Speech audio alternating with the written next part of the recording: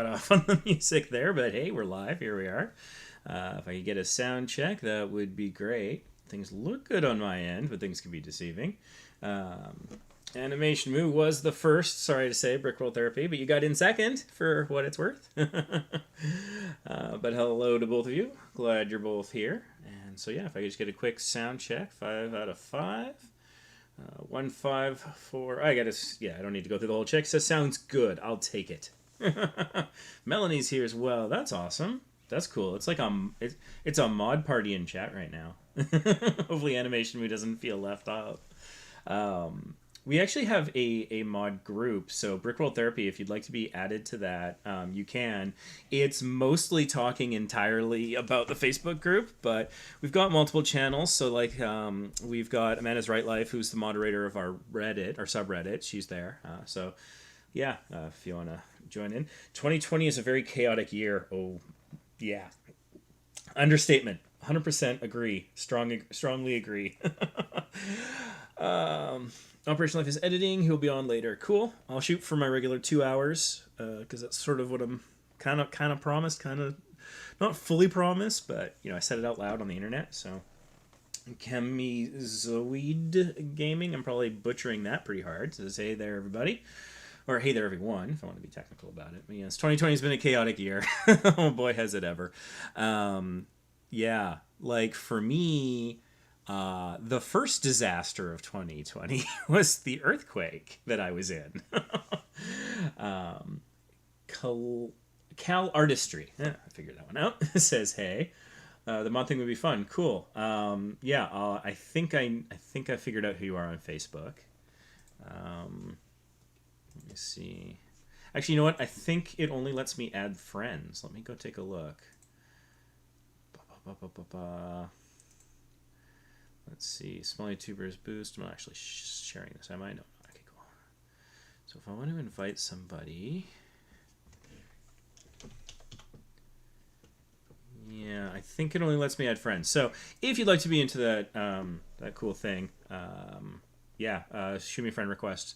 Then I can add you, and then you can unfriend me right after. I won't take it personally. Don't be surprised if I also invite you to like my Vacation Impossible and Small YouTubers Boost pages, because you know that's sort of that's a thing I do.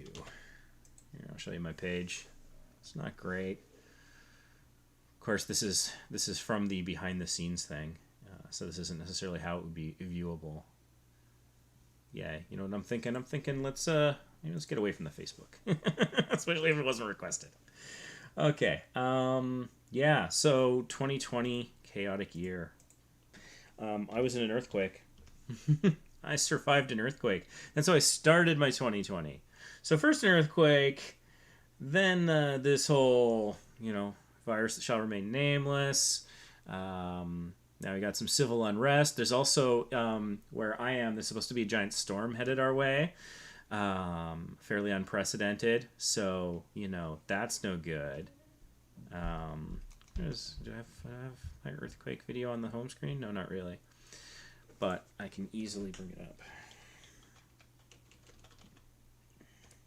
So I was in Grand Cayman. There's my earthquake video.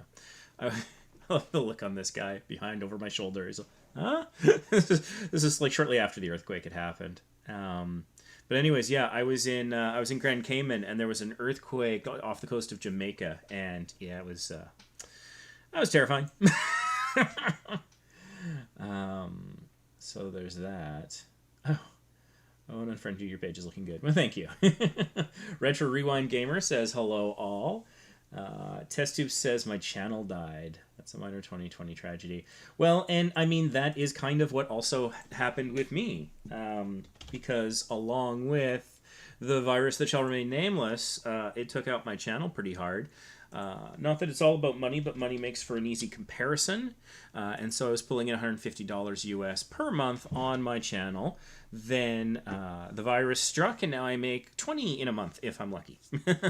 It's not while I'm there, thankfully, but you can see here in this weekly view graph, life was grand right up until like even as late as February 17th, I was doing pretty solid, and then just off a cliff and into these depths that are lower than what I had had even before I had come up with this great content strategy that I had been using.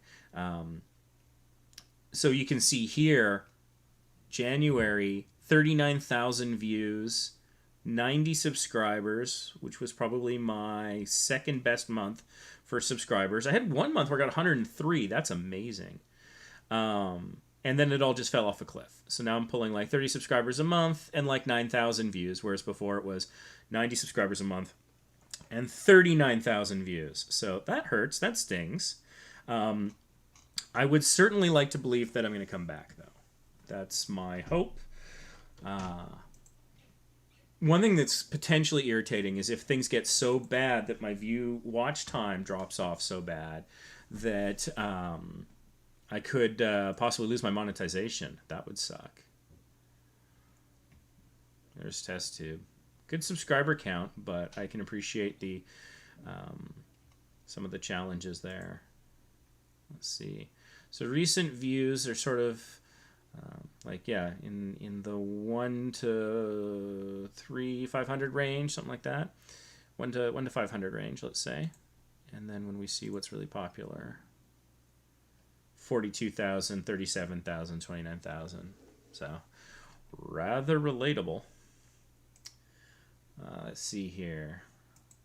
Not sure how long mine will be around. You mean your channel? Why is that? Why would your channel not be around? I mean, if you're a retro gamer, retro gaming's pretty big. I'm a fan of retro gaming. Retro can mean a lot of different things. It looks like there's a lot of Final Fantasy X here. I haven't played that yet.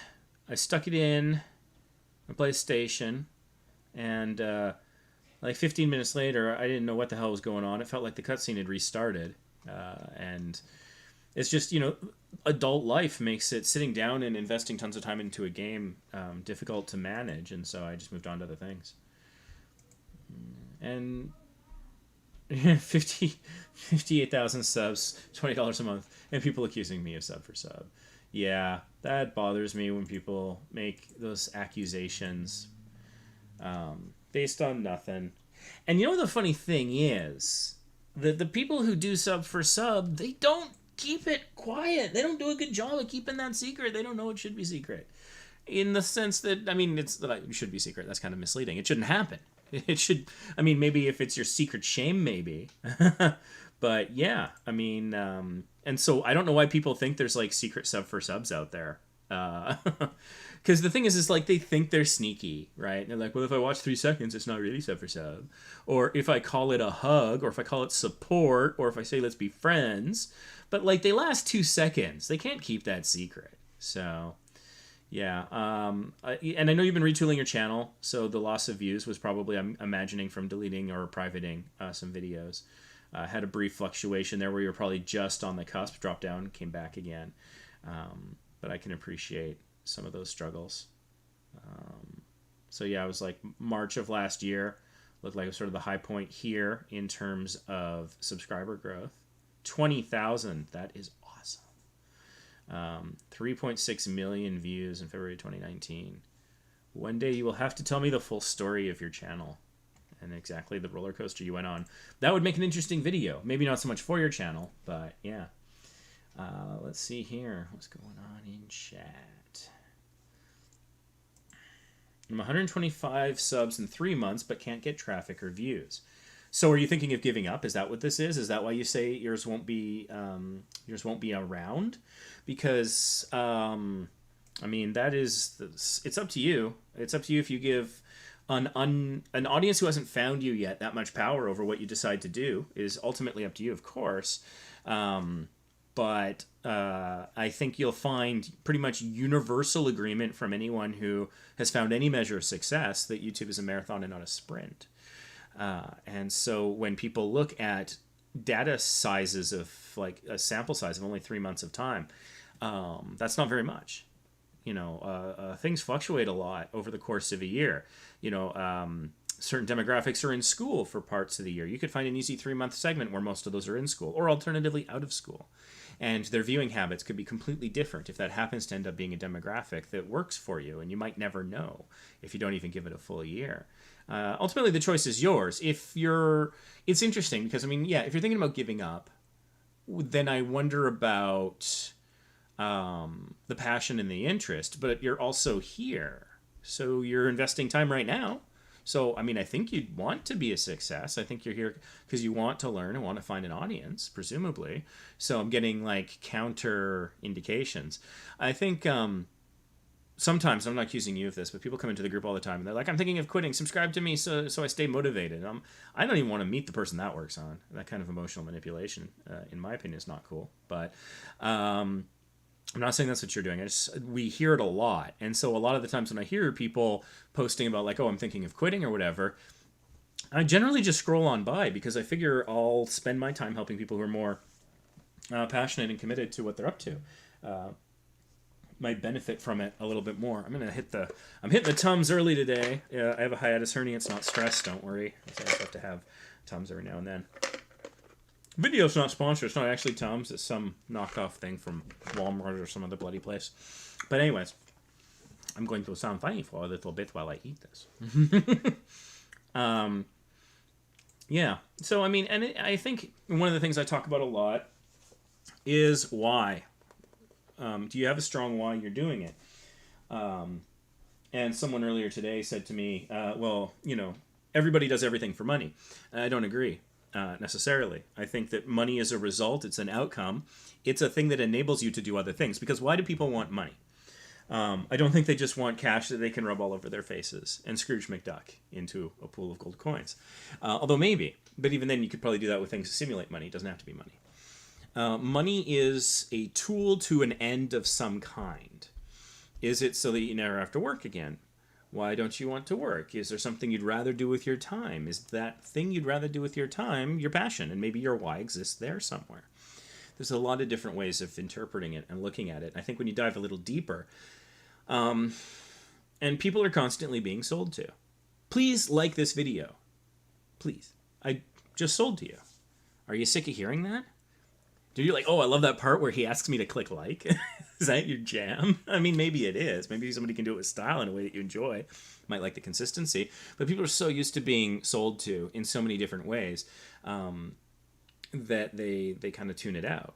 And a big part of what they don't like about it is like, oh, this person just wants money. You know, yeah, I can like the video, but that's just so that more people will come and watch it and you'll get more ad revenue.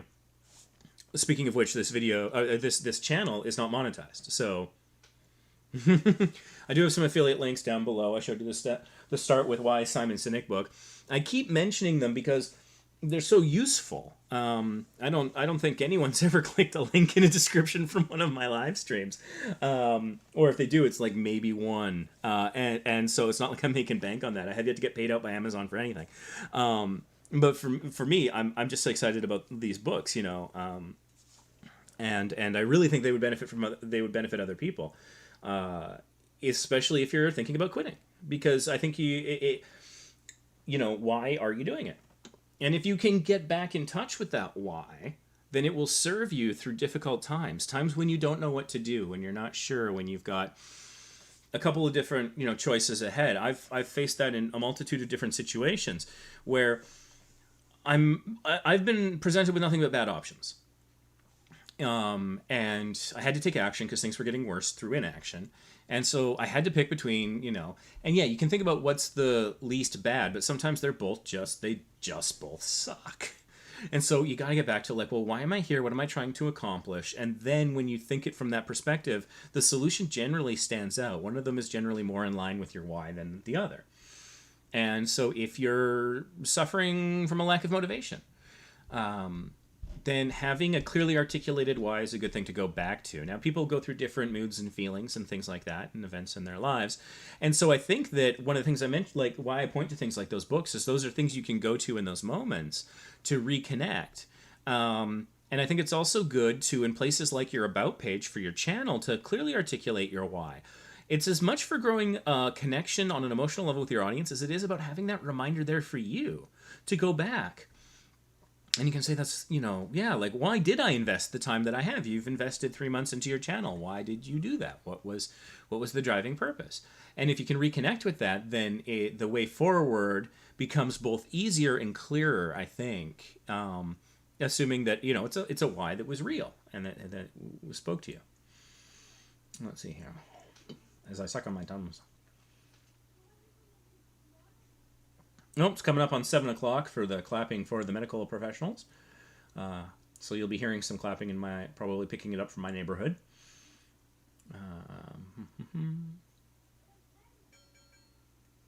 They're warming up. Ding, ding, ding. Well, plan for your next big step after the virus to make an awesome comeback. If you're speaking to me, somewhat. I mean, I'm actually going through some content right now that I'm releasing on Vacation Impossible that can do very well. In fact, let me quickly check my YouTube studio and just see what the real-time views are.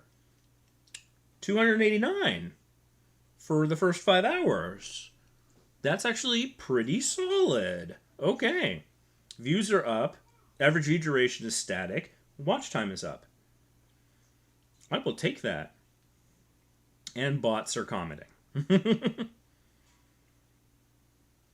Fat a big breakfast. Wow.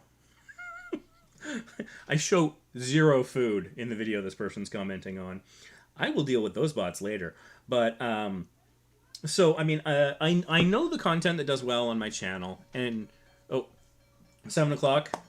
So, I would like to definitely add my claps. Thank you to first responders, doctors, nurses, scientists of all stripes that are helping to get us out of this mess.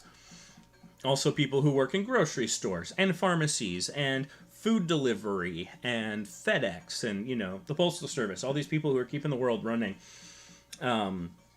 while it feels like it's crumbling around our ears. So I just want to express my appreciation there. But getting back to my post-virus plans, right now I'm working through content that I filmed actually around the time of that earthquake back in late January.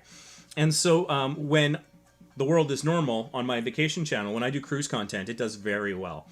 And so that's actually what we're kind of shifting into right now. I had done some road trip content, which never does well for us, but for my own why, I like to do it. I think I have some useful information to convey. And so I strategically share it to answer questions.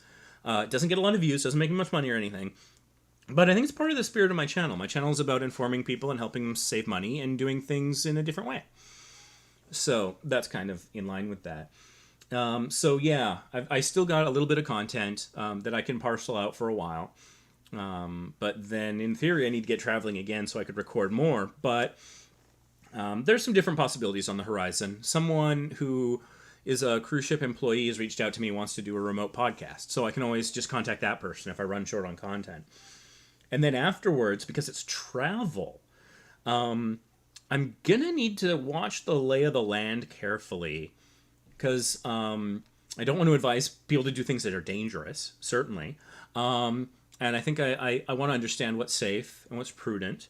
And a tone can be very important as well. I don't want to trivialize difficult things that people are going through, for example. But at the same time, these are industries that are suffering. And so maybe I'll be someone to show you how, okay, this is safe. Or maybe this will be like a safer way to travel in a certain thing. I don't know. We'll see. And it's funny because tomorrow I'm going to be guest appearing on Ace of Vegas's channel. He does, I think, pretty much every Sunday, he does like a live podcast type thing on his channel. And so I'm going to be one of his guests. And we're going to be talking about things like that. We're going to be talking about Vegas opening up and cruise ships returning to service and kind of compare and contrast the two. Which do we think is a better chance or a safer bet and things like that. So, I'm not too concerned. One thing that this virus has done is it's driven a lot more people to YouTube. People might have more time at home to work on channels they already built or to start their channels that they've wanted to do forever. Some people, because maybe they have the time. Some people, it's a nice stress relief. Some people may have lost their jobs and are looking for alternative sources of income to help get them through these things. YouTube AdSense, not a great way of doing that, but hey, every dollar can potentially help. So, as much as my Vacation Impossible side of things is going through a rough patch, Small YouTubers Boost is booming. So that's kind of exciting. watching the community grow. Let's see here.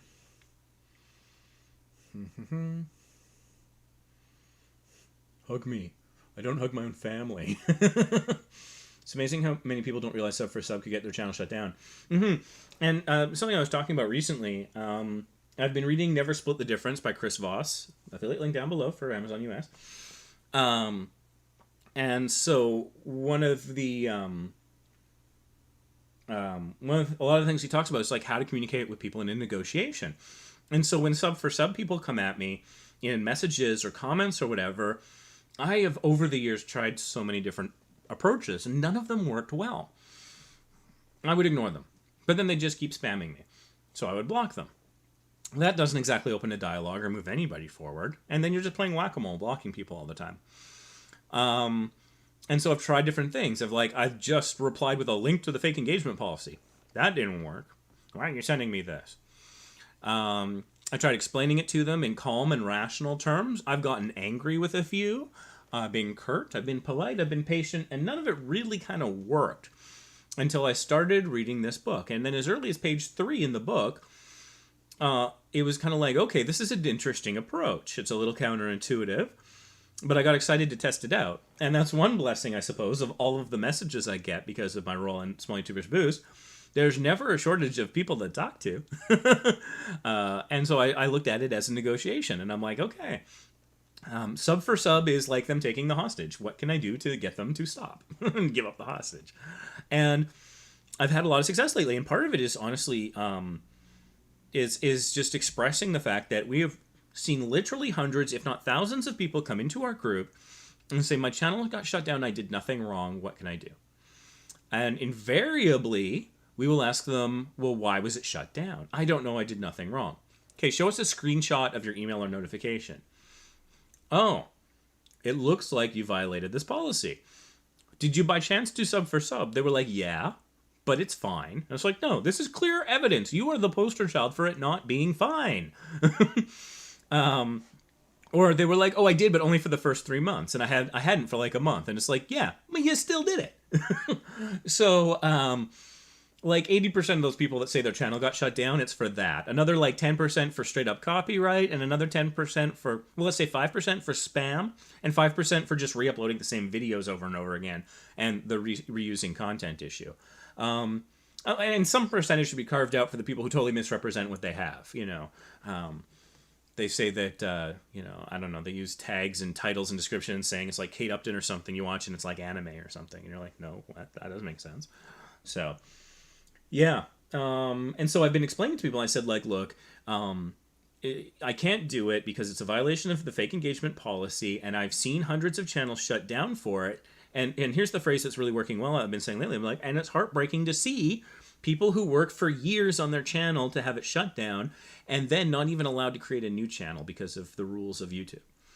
And that has been fairly successful recently. They shut it down, and a lot of them are like, oh my God.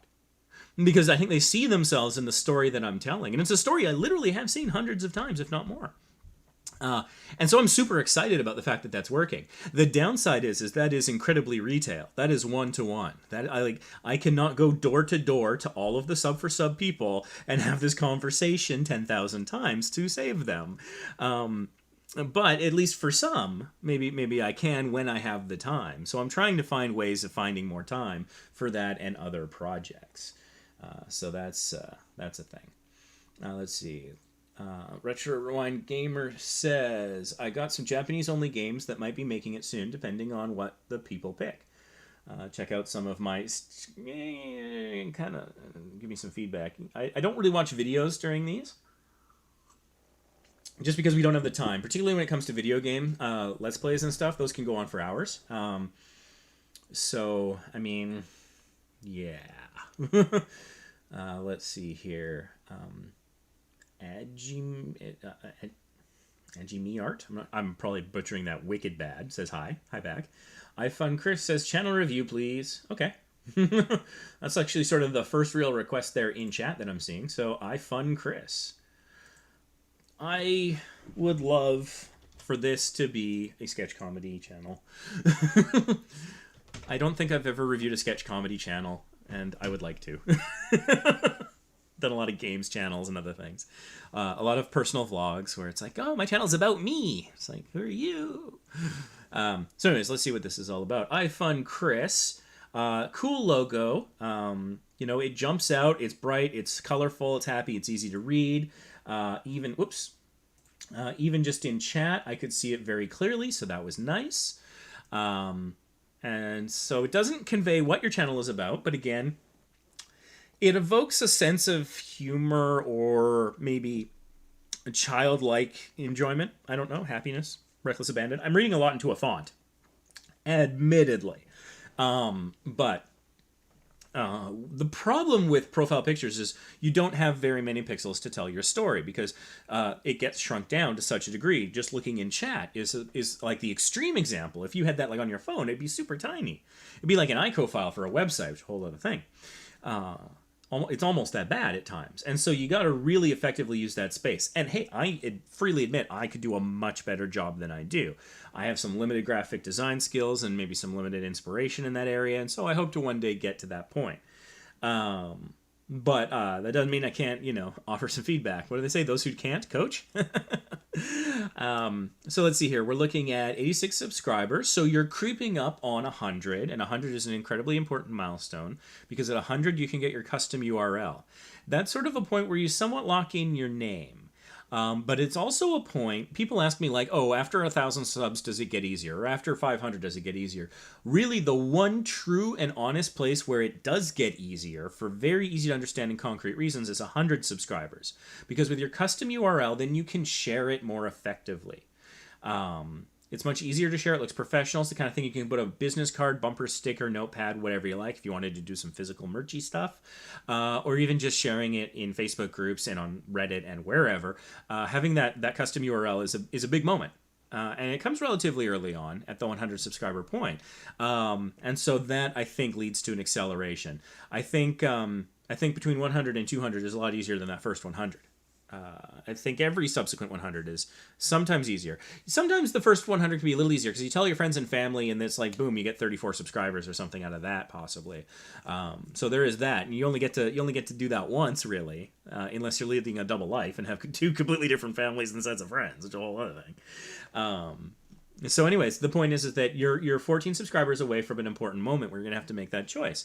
And so if for any reason you wanted to rebrand or change your name or anything, doing that prior to 100 subscribers is a better time to do it. There is some flexibility for the possibility of changing it in the future, but there's limitations around that. And by that point, you're starting to build your brand. It gets complicated.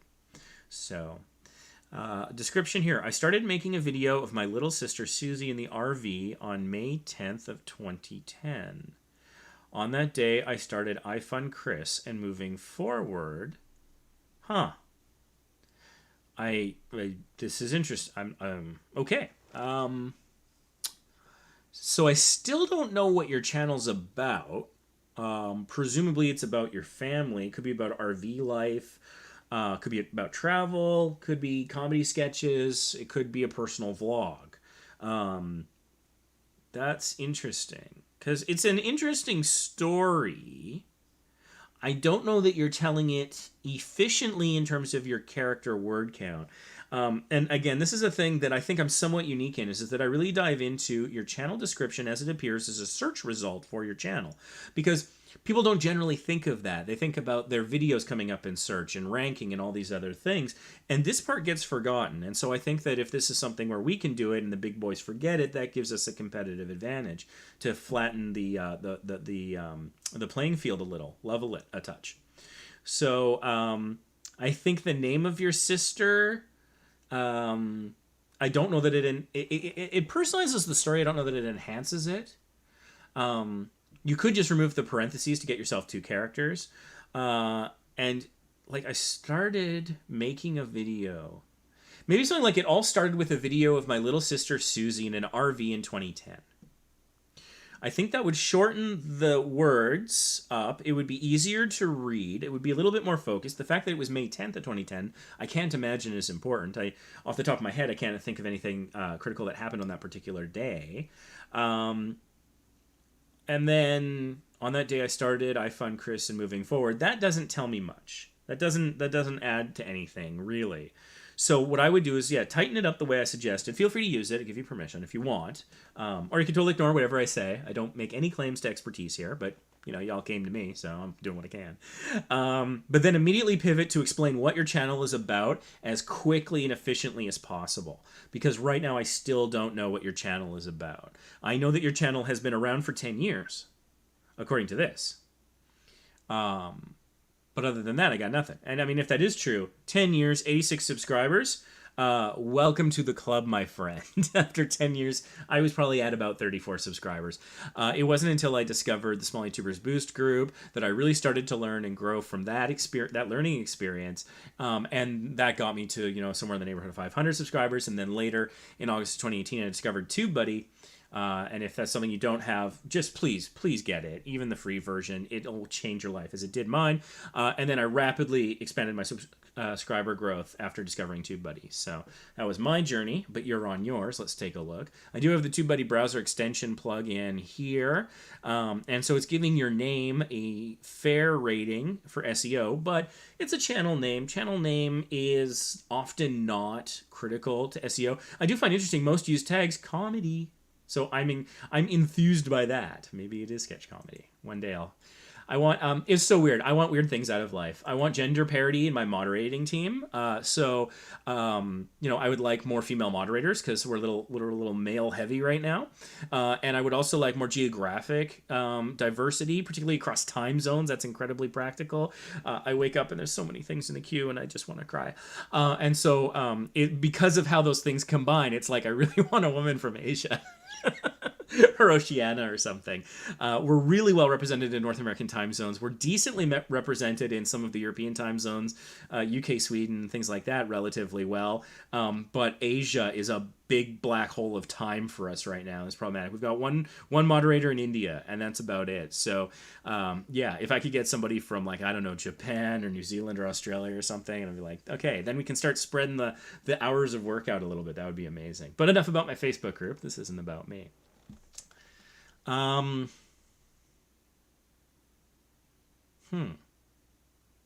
Okay.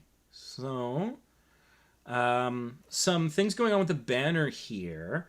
Your left arm is being kind of cut off a little bit. That looks a little strange. So, if there was a way where that wasn't happening, or maybe I'd be tempted to say switch you to the other side, but then maybe you've got the same cropping on the other side. I'm not sure. Maybe take a new picture. It's a good picture. Don't get me wrong. It's nice and crisp, nicely colored. Welcome to our YouTube channel. Now, channel is spelled incorrectly, and it is spelled correctly down here in your welcome title. I know that I have seen it spelled that way a lot in people submitting posts in the group, and our group is truly international, so I'm just curious where you're located. United States. Okay, so that is just a typo. So you're definitely going to want to fix that typo and put that H in there in channel. Although, that having been said, I'm not sure that gives a lot of value. It's nice to welcome someone. And the E is missing from welcome. I'm starting to wonder if the typos are intentional. Maybe it's a running theme or a gag that's part of the character of the channel. I don't know. But I mean, hey, that might be it. And if it is, then feel free to disregard what I'm talking about. But yeah, that's interesting. But the thing is that if somebody is looking at this, they know it's a channel on YouTube. This provides no particular information. So, you know, our YouTube channel, you could probably lose those three words. You could just say, welcome to iFund Chris. That would be fine. And it's interesting that it actually says call to action on the side. Now, like, people will tell you, and I'm presuming since you have it in your banner, you've heard this a lot, that, oh, you need to have a call to action. A call to action is saying, hey, please click like on this live stream. No joke, please do. It helps other people discover it, and that's useful. It helps grow the community. And one thing I have seen during these live streams is people helping people in chat, so having a larger community is more effective. That's a call to action. You know, make sure you're subscribed with notifications turned on, so the next time we go live, you can get in chat early, and maybe your channel review will come first. That's another call to action. So calls to action are good. Labeling them as calls to action, though, as a call to action, that I've not seen before. And that's interesting. So again, maybe you're deconstructing the whole YouTube thing and making a little fun of it. I don't know. Or maybe that's just the way that you're drawing attention to your please subscribe today. Yeah, you've got that with the sub confirmation link there. It is worth noting that you do have a subscribe button here as well. So if you have other social media that you're on, that you have like, account for your channel, Twitter, Tumblr, whatever, Patreon, what have you, having a link in your About page, we'll put it up there on the banner, which can be quite nice. I see you do have a website here, ifundchris.com. Cool. You could make that a clickable link over here by adding it to your About page in the links. Oh, that's weird. You do. Why is that not showing up there? I think there is a setting where you can indicate how many of these links you want to show up there. I would suggest adding at least one. Oh, you've already got TubeBuddy. You've got a link to TubeBuddy here. Cool. Cool. So, don't need to tell you to get that. Alrighty. But yeah, I'm always fond of when, if it's a website or it's a social media thing, make it in a way that people can just click on. Because people are lazy, and we have to endorse and embrace the laziness, and they'll love us for it. Lazy is a judgy way of putting it. I think that calling them efficient is just as good. They're saving time and effort and calories they could spend on other things. And so let's help that. You've got the featured channels here, which is great, and I'm seeing you got Comedy Central. So I'm thinking, this is a comedy channel, which I'm very excited to review. A comedy channel for a change. That's great. So you've got Welcome to My Channel, I Fund Chris as your channel trailer. That's good. It's 19 seconds. That's very reasonable in terms of length. I mean, it's almost too short, possibly. I would have to watch it to know when I don't watch videos during these live streams for copyright and similar issues, timing issues as well. Although hard to argue against 19 seconds. Welcome to I Fund Chris channel. Make sure you guys like, share, and subscribe to fun videos and more. Subscribe to my channel. So it's a little repetitive in the subscribing to the channel, but that's fine. I would consider adding something after, welcome to this channel, just maybe to explain a bit more about what it's about, because fun is a fairly generic descriptor. And so people have fun applying makeup. They have fun playing video games. They have fun filming sketch comedy. They have fun, so help me, listening to true crime podcasts. I don't get it. A lot of people I know and care about enjoy those. I don't. But I'll listen to a retro gaming podcast, so they think I'm crazy. But the thing is, so fun can mean so many things to so many people that this doesn't really describe necessarily. If this is truly a comedy channel, you might want to say, like, hey, check, thanks for joining our comedy channel, putting the word like comedy and laugh, I think, in there somewhere for SEO reasons would be effective, as well as for helping your audience discover what your channel's about. So, like, we hope that you enjoy our comedy channel and it gives you, an unending source of laughter or something. Something like that could be good. Okay, I think I'm slowly piecing this together. So I'm seeing this playlist here, 2020's video, 2019's video. Video is singular, but these are multiple videos, so I think you mean videos plural. And again, I'm not sure if that's intentional or not. So I'm guessing these are all the videos from 2020, but also I see down here off topic. So I'm thinking that I Fund Chris might be a show that has installments. And so like that was a year of installments of that show. And then down below, off topic, is things that didn't fit under the banner of that show, potentially. Just a guess. But the fact that I'm guessing is not a great sign, because that means that it's not being conveyed super clearly to this totally ignorant audience person. That is me. It's interesting that you have a description for the second playlist, but not the more recent one. I do strongly recommend putting a description on your playlist. It helps explain it to people, but also the SEO impact can be potentially huge. So I would recommend that. And I guess my question about this playlist, I feel like it's kind of like creating a seasons thing, and I did that too. I did that for years, and I wish I could go back in time and slap myself because I think it was a mistake. So I'd be like, season 1, season 2, and like nobody cared, and I don't blame them. So like for my vacation channel, a season was each trip, right? And so like I did a road trip to Anaheim, that was season 2. I did a road trip to Edmonton, that was season 1. And it took me a long time to get over pulling off that Band-Aid, and I did it so slowly. I wish I'd just, done it one day. I wish I'd never done the season thing. Because nobody goes searching for those terms. They're not SEO friendly. And they can be intimidating to an audience. Because the thing about your channel is, for your thumbnails, for your titles, for your channel layout, for a lot of different things, your about page, your target audience is total strangers. Like, some of it will be some repeat people. Some subscribers and fans might be like, oh, they did a video about this. But there's a strong likelihood those people were going to watch anyways. And the things that you would do to entice total strangers will also work on those people to a different way, but it'll still work.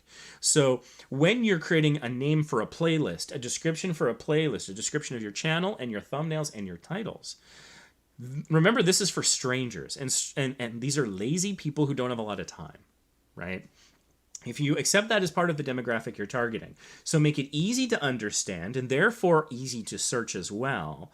And then, if I were to come at this and I figured out 2019's videos, 2020's videos, how many, maybe there's one that I want to watch. Maybe one of these, the thumbnail and the title jumps out to me. I want to watch that. But seeing this, I'm like, wait a minute, do I have to watch 14 other videos before I would understand what's happening in that video?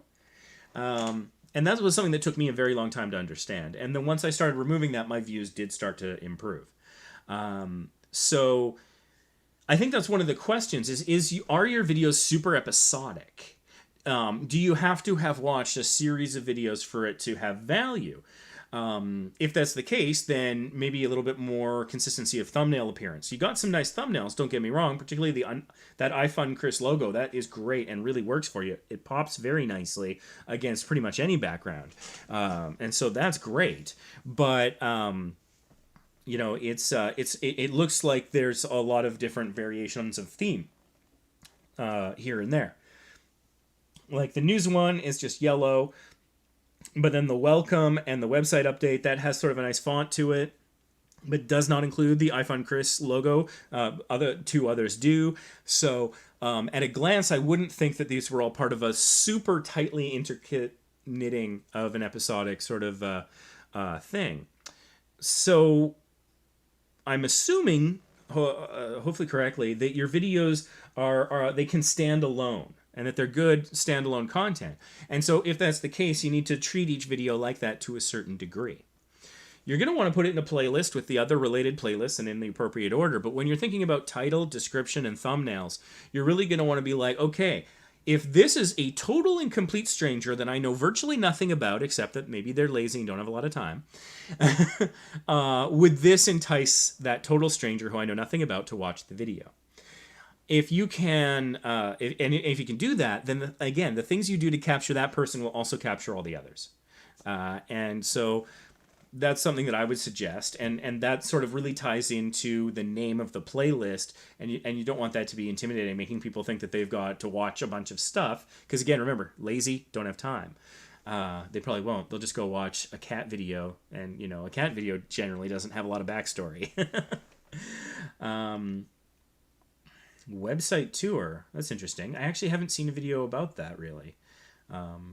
Kids future video. So these are from other channels, including one that's verified. That's interesting. I do see it every now and then as people promote videos from other channels on their channel.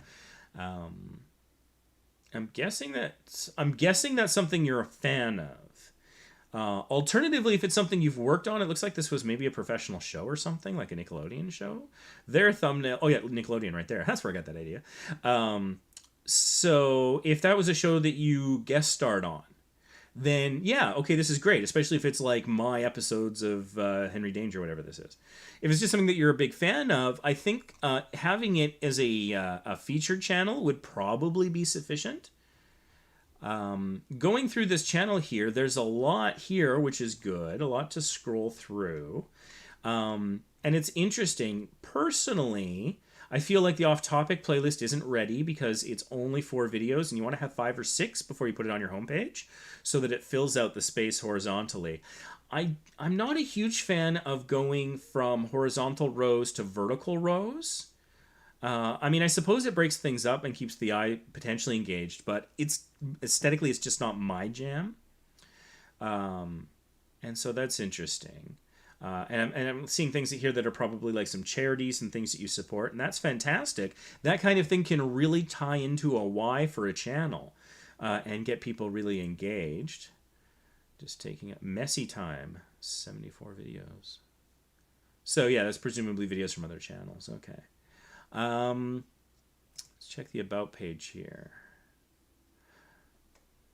Make more videos online just for fun. And again, I don't mean to be harsh, but everything on YouTube is a video that is online. So you're not telling them anything they don't already know, and no one's searching those terms.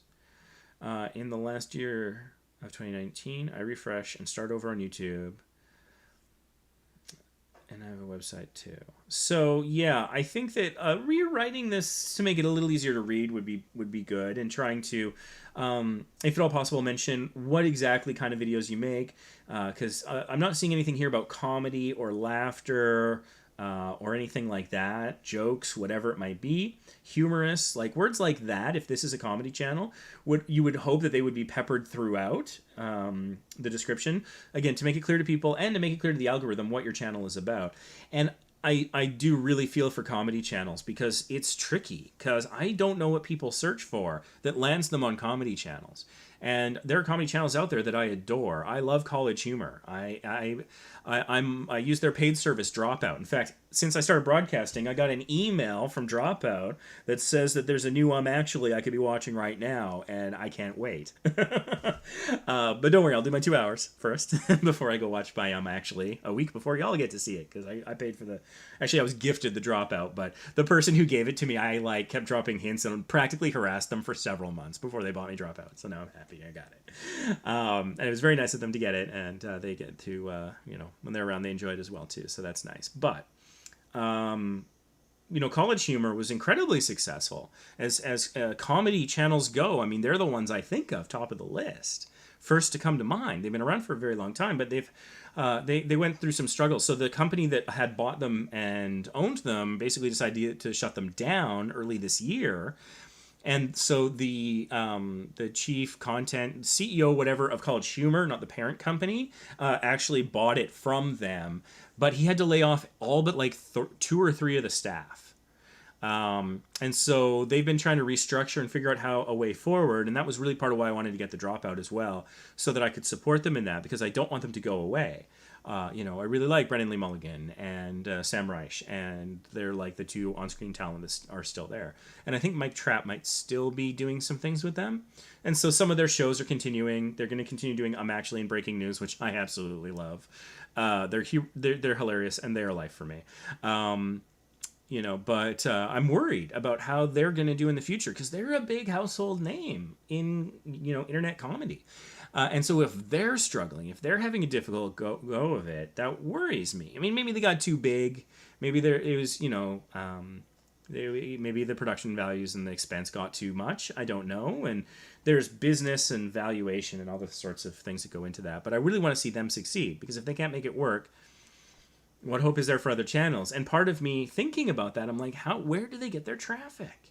How do they get their traffic? I mean, it has to be a boots on the ground kind of word of mouth thing, because like a good comedy thing can go viral, but for any other kind of channel, a non-comedy channel,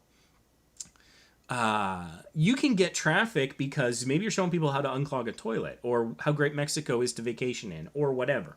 There's a lot of different things, and those are things people are searching. But how many people are searching, dear God, I need a laugh right now because things are getting heavy? And even if you did, that would apply to all comedy. What comedy channel would hear that and say, I can't help you?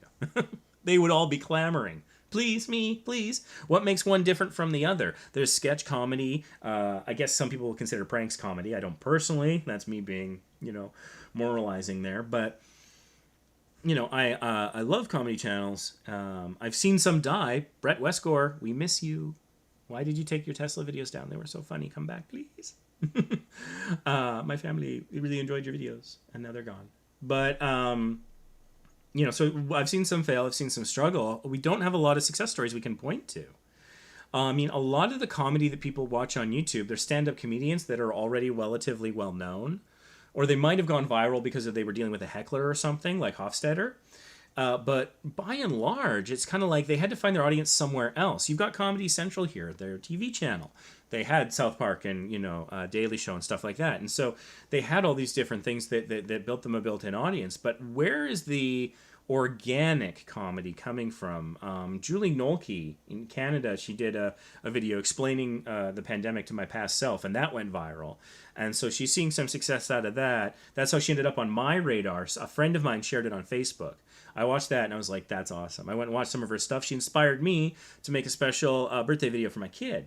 And so, like, that's great, but that is really lightning in a bottle.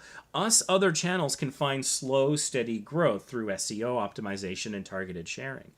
Comedy channels, it's harder. And so in our Facebook group, we have a rule that in order to post a link to your video or your channel as its own post, you have to describe what it's about. And we normally say you have to have 2 words. If you just say it's a vlog or it's gaming, we don't accept that. But because of the challenges faced specifically by comedy channels, I personally can't speak for the other mods, but if it's a comedy video, I just approve it. And I just wish them the best because it's such an uphill struggle. Comedy and animation. Animation has its own struggles of the production cycle and watch time that may or may not affect comedy. I think for comedy it does for sketch comedy, because if we're talking a quick little sketch, that's not a huge amount of watch time. And the problem with that is you can draw out a lot of things. You can do an in-depth product review that shows it from every angle, talks about every feature, the structure of the company and where they're based. Like, you could go crazy, and you could just stretch that out for watch time. And if your audience finds it engaging enough, they might come along on that journey. I'm not particularly interested in that kind of thing, but that's one way of getting watch time. For comedy, there's a lot of rules around, rules and artistry around timing. And so, for example, there's the rule of 3, which, if you're not familiar, you can only use a joke 3, maybe 4 times. And this is how it goes. The first time, you get a laugh because it's funny. The second time, you get a laugh because the audience recognizes it. The third time, you get a laugh because the audience is expecting it. They're in on the joke and they're looking forward to it. You are now done. The only way you can have a 4th or 5th go is if you do something very different with it. Or you come back to it way later and do a callback. And you do enough callbacks, and if they work well enough, it can become a running gag. Oh my God, they killed Kenny, right? Running gag. But you'll notice they'll never do that more than 3 times in one episode. Maybe 4 if it's something incredibly, unexpected, a unique twist on it. And so if you've got something that you're going to do follow the rule of 3 on, if you start pushing it to 4 and 5 and 6, and you don't have a substantial enough change to the premise of the gag, then the audience is going to be like, well, this is played out. This is silly. Even Saturday Night Live does this a lot. I'll watch some of their sketches, and I'm like, this is one joke that they tried to turn into a sketch. Fair enough. But this is a 3 to 5 minute sketch, and I've been watching for 7 minutes. I've heard the same thing 8 times. I get it. Let's move on. Audiences are fickle that way. And so comedy channels, animation channels, special place in Ray's heart. I wish I knew magic to make it work, but hopefully some of the things that I've talked about here will be useful for you. Just want to take a quick look using TubeBuddy, which I know you know about, but others might not. Just taking a look at the channelytics. So you've got some things here. You've got fun comedy. You've got it twice there, once with capitalization. I don't know that capitalization affects anything. Melanie, if you're still watching, what are your thoughts on that? Would doing it once all lowercase and then with proper capitalization, would that just count as a duplicate? I think it would, but correct me if I'm wrong. But you got comedy channel, funny comedy, funny. So you got some good things there. A couple tags that I would remove because they're not helping you would be YouTube, which you have twice there, and com, which presumably was from the website, and it took the dot as a break in the keywords. So there's that. Let's see here. Got a little boost of views on the 21st. Not much corresponding with subscribers. Subscribers got a couple on the 5th. 21st. So the video that you had come out on the 21st seemed to do reasonably well for views. And the video that you had come out around the 4th looked like it drove subscribers. So you might want to look at the videos that you had come out on those particular days and see where did those views come from. And can that be replicated? Maybe it was the nature and the content of the video, or maybe it was where you shared it socially. And also maybe look at the video from like the 4th to see that maybe it had a really good and effective call to action to subscribe. That might, or, you know, that had a really effective end screen or something like that. That might be worth taking a little look at to see a little bit more. I'm also curious. Most popular video. Pie in the face, and then you got pie face. Pie sandwich. Shave head, pie face, pie day. So, shave head. I'm seeing that it seems like pie-related comedy seems to be working better for you than other things.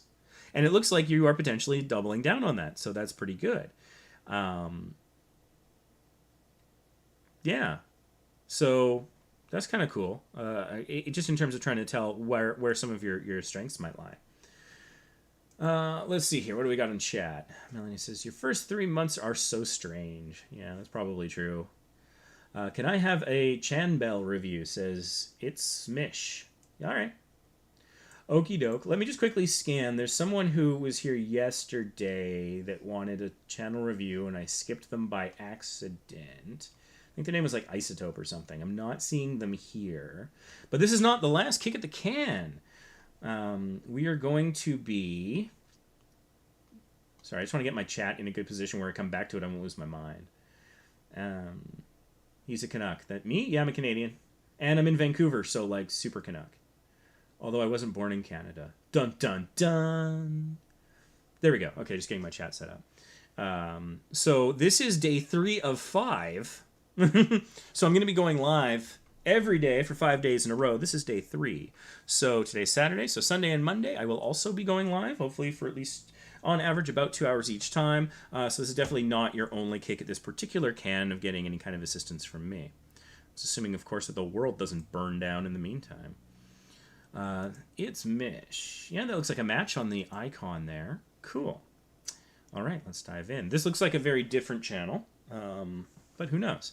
So what we have here is a picture of a younger person, possibly a child, and it's got that dripping ink effect, which apparently is huge right now. But what kind of huge? For some reason, I have seen a million, only slightly exaggerating, million video tutorials about how to do this effect being posted in our Facebook group. So for every now and then I pick up on some trends. I see the Assumptions challenge is coming back a little bit. Cooking videos are huge right now because people are quarantined. That makes really good sense. And I've been seeing a lot of tutorials on how to do this dripping ink effect. And I don't know why it's happening now. The effect has been around for a long time. I haven't seen it anywhere that would make it particularly popular that I'm aware of. But for whatever reason, maybe a new tool came out that made it easy. Maybe it has an affiliate link or something and people are trying to make some cash off of it. I don't know. But anyways, that's kind of just a random observation. So looking at this here, it also looks like you've got a Snapchat style filter with like the teddy bear ears on the person, I think. And so that's all well and good, but this has a couple of things I would consider slightly tweaking. One, and for the record, I don't have OCD. I took a test, and I don't have it. But I do think I have the odd occasional tendency. And so this image doesn't feel properly centered. And so people with those tendencies don't like that. If you use Photoshop, if you have layers, if you click on the layer, whether it's a text or a PNG with a transparent background or something, and then you press Control-A to select the whole image. At the top, you have these align buttons. So you can very easily align your picture to the center. Let me know if you want me to show you that. It's really quite simple in Photoshop. So if you are using Photoshop, which is an assumption, but it's relatively easy to do in that. I don't know about other programs. Hopefully they would have something similar. That having been said, the image itself is really small. And as you can see in chat, and as I talked about earlier, the challenge with profile pictures is that it does get shrunk down incredibly small and you don't have a lot of space to work with. So what I recommend, step 1, center it, but step 2, or do it in the other order, whatever works for you, make it as large as possible so that it gets close to touching the boundaries of that circle but doesn't actually touch it, and then it'll be much more clear what we're looking at. We'll see it at different resolutions, whether it's on a phone or in chat on desktop where they shrink it down real small. That is something I would suggest. on top of that, looking at this, I don't know what your channel is about. It could be about parenting. It could be, you know, a child's sort of channel, like maybe they're reviewing toys or something like that. I don't know. So, you know, initially I was talking about, like, you know, the image, but there's also the clarity of the message behind it. And so this profile picture doesn't tell me anything about your channel. And it's hard. It is hard in such a small space to tell a story, especially if potentially that story is complex.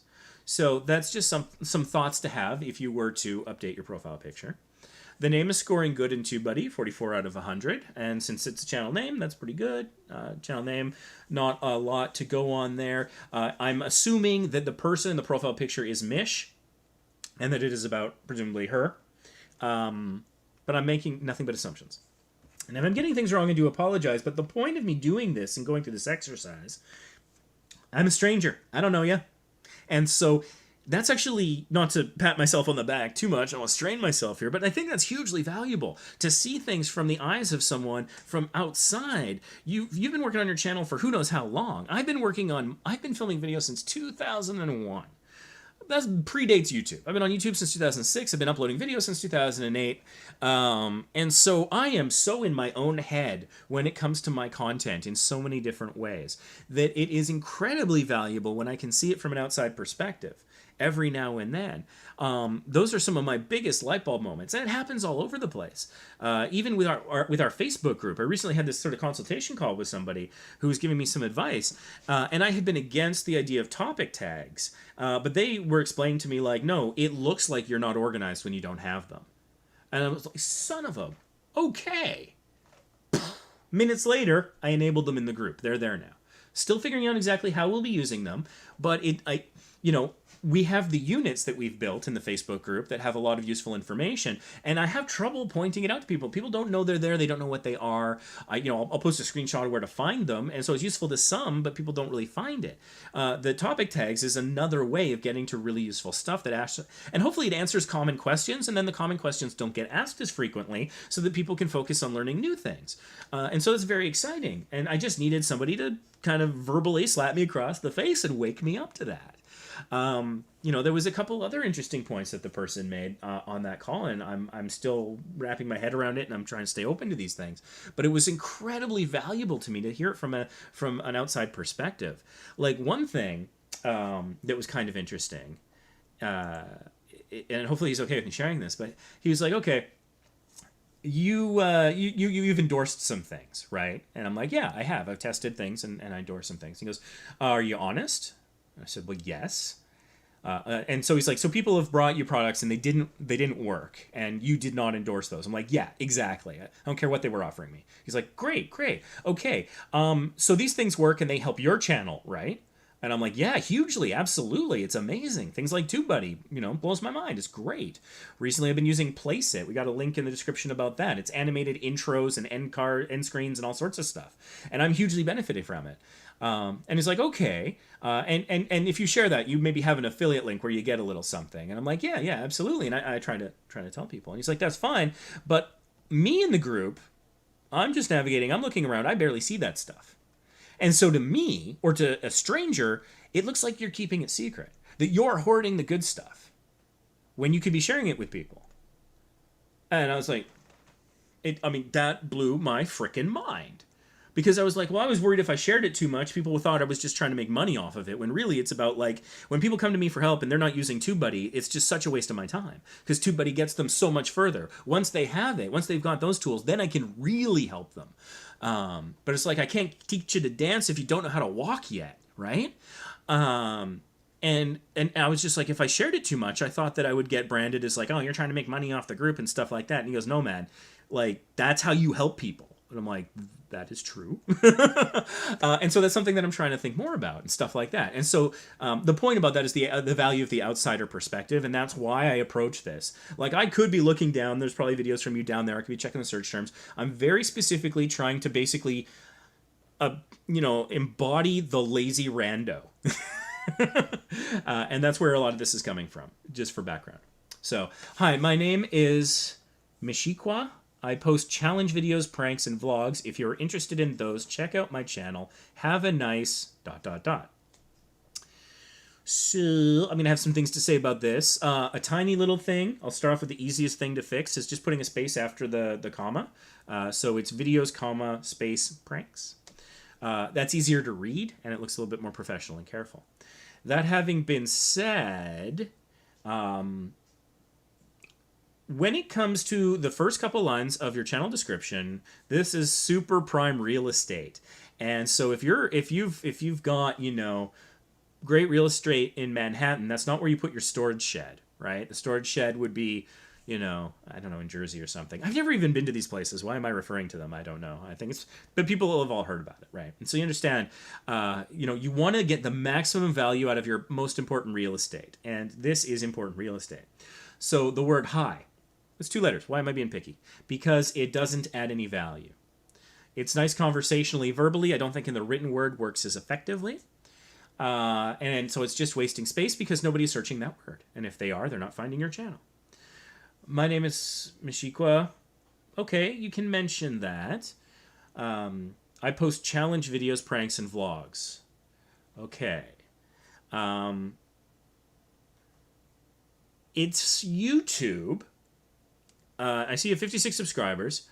Everything's a video on YouTube. Now, there is an exception with the community tab, but let's put that aside because you have to have more than 1,000 subscribers to have that, and a lot of people don't even know it's a thing. So let's put that aside. And I think we can safely assume that everything on YouTube is a video. So saying videos doesn't help. I post challenges, pranks, and vlogs. Vlogs.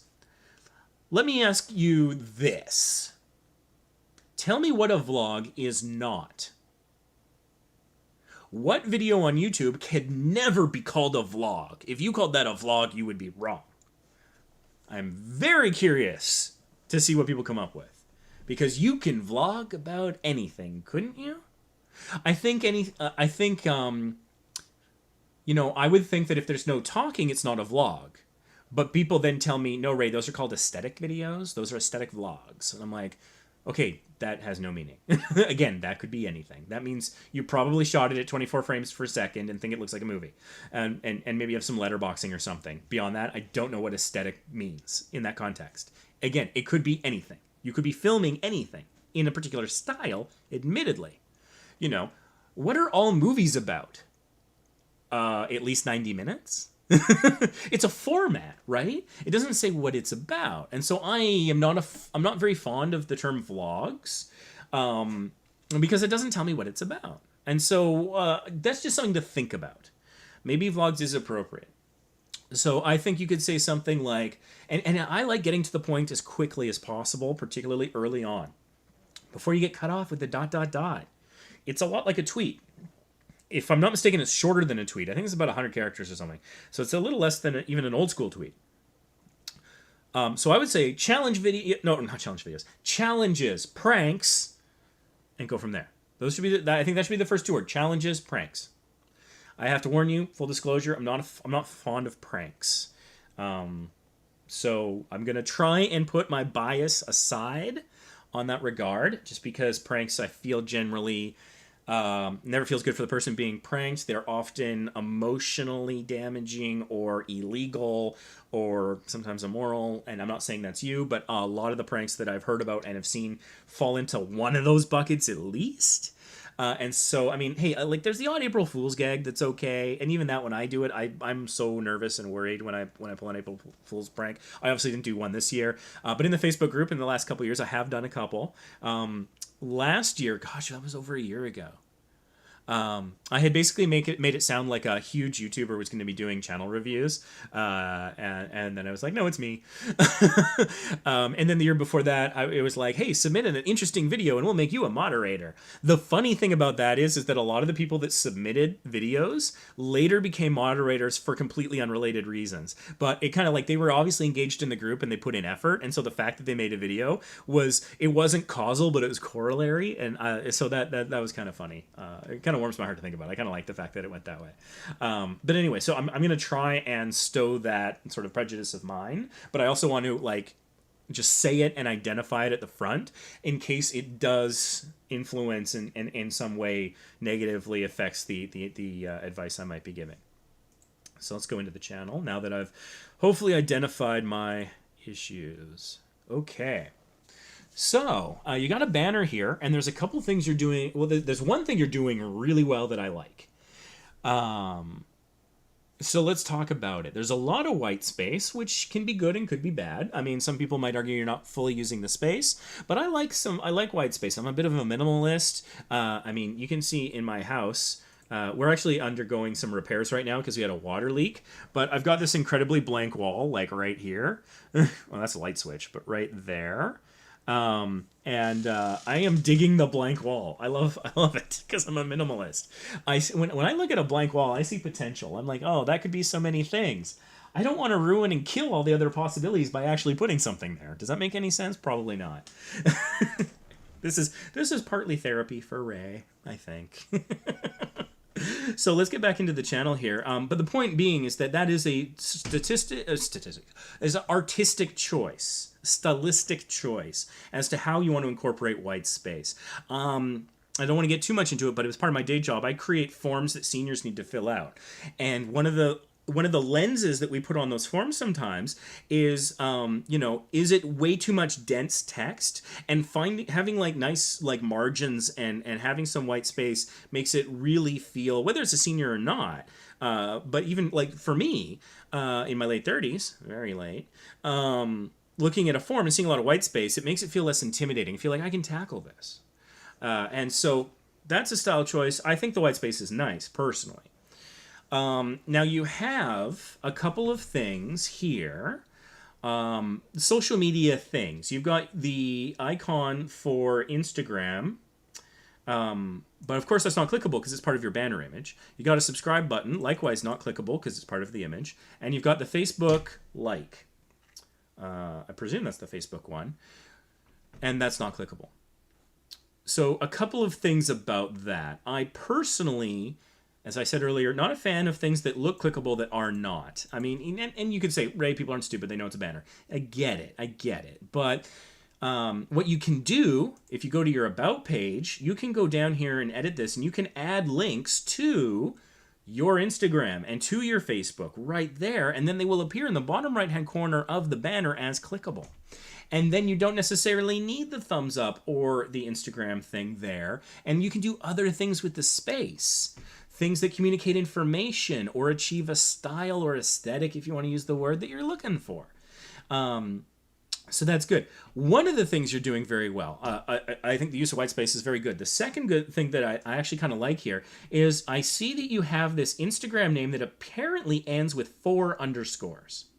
And hey, fair enough. Usernames are hard to come by. That's why any of you out there who are not on Instagram, go on Instagram and sign up today so you can at least lock down the closest thing to your current channel name as you can, so you don't end up with exclamation point, or not, I don't think they allow that, but underscores and like underscore 47, B or something.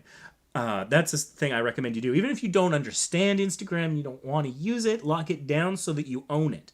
So that in the future you can do something with it, or at the very least, it makes it harder for folks to pretend to be you and then damage your brand or try to profit off your hard work. So what I like here is that I can see those 4 underscores so easily. This underscore thing comes up a lot on Instagram, and so often, in fact, every time I see that, I'm like, is that 1 underscore or 2 or 3? I can't tell. I don't know.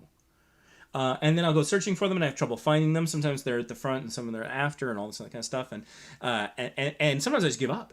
And I'm like, I was gonna follow you on Instagram, but I just can't go through this. I just don't know. What I like about it here is the font that you've chosen or the way that it's laid out. I can clearly see that it's 4 underscores, and that's great. And that's the first time I think I've seen it like that.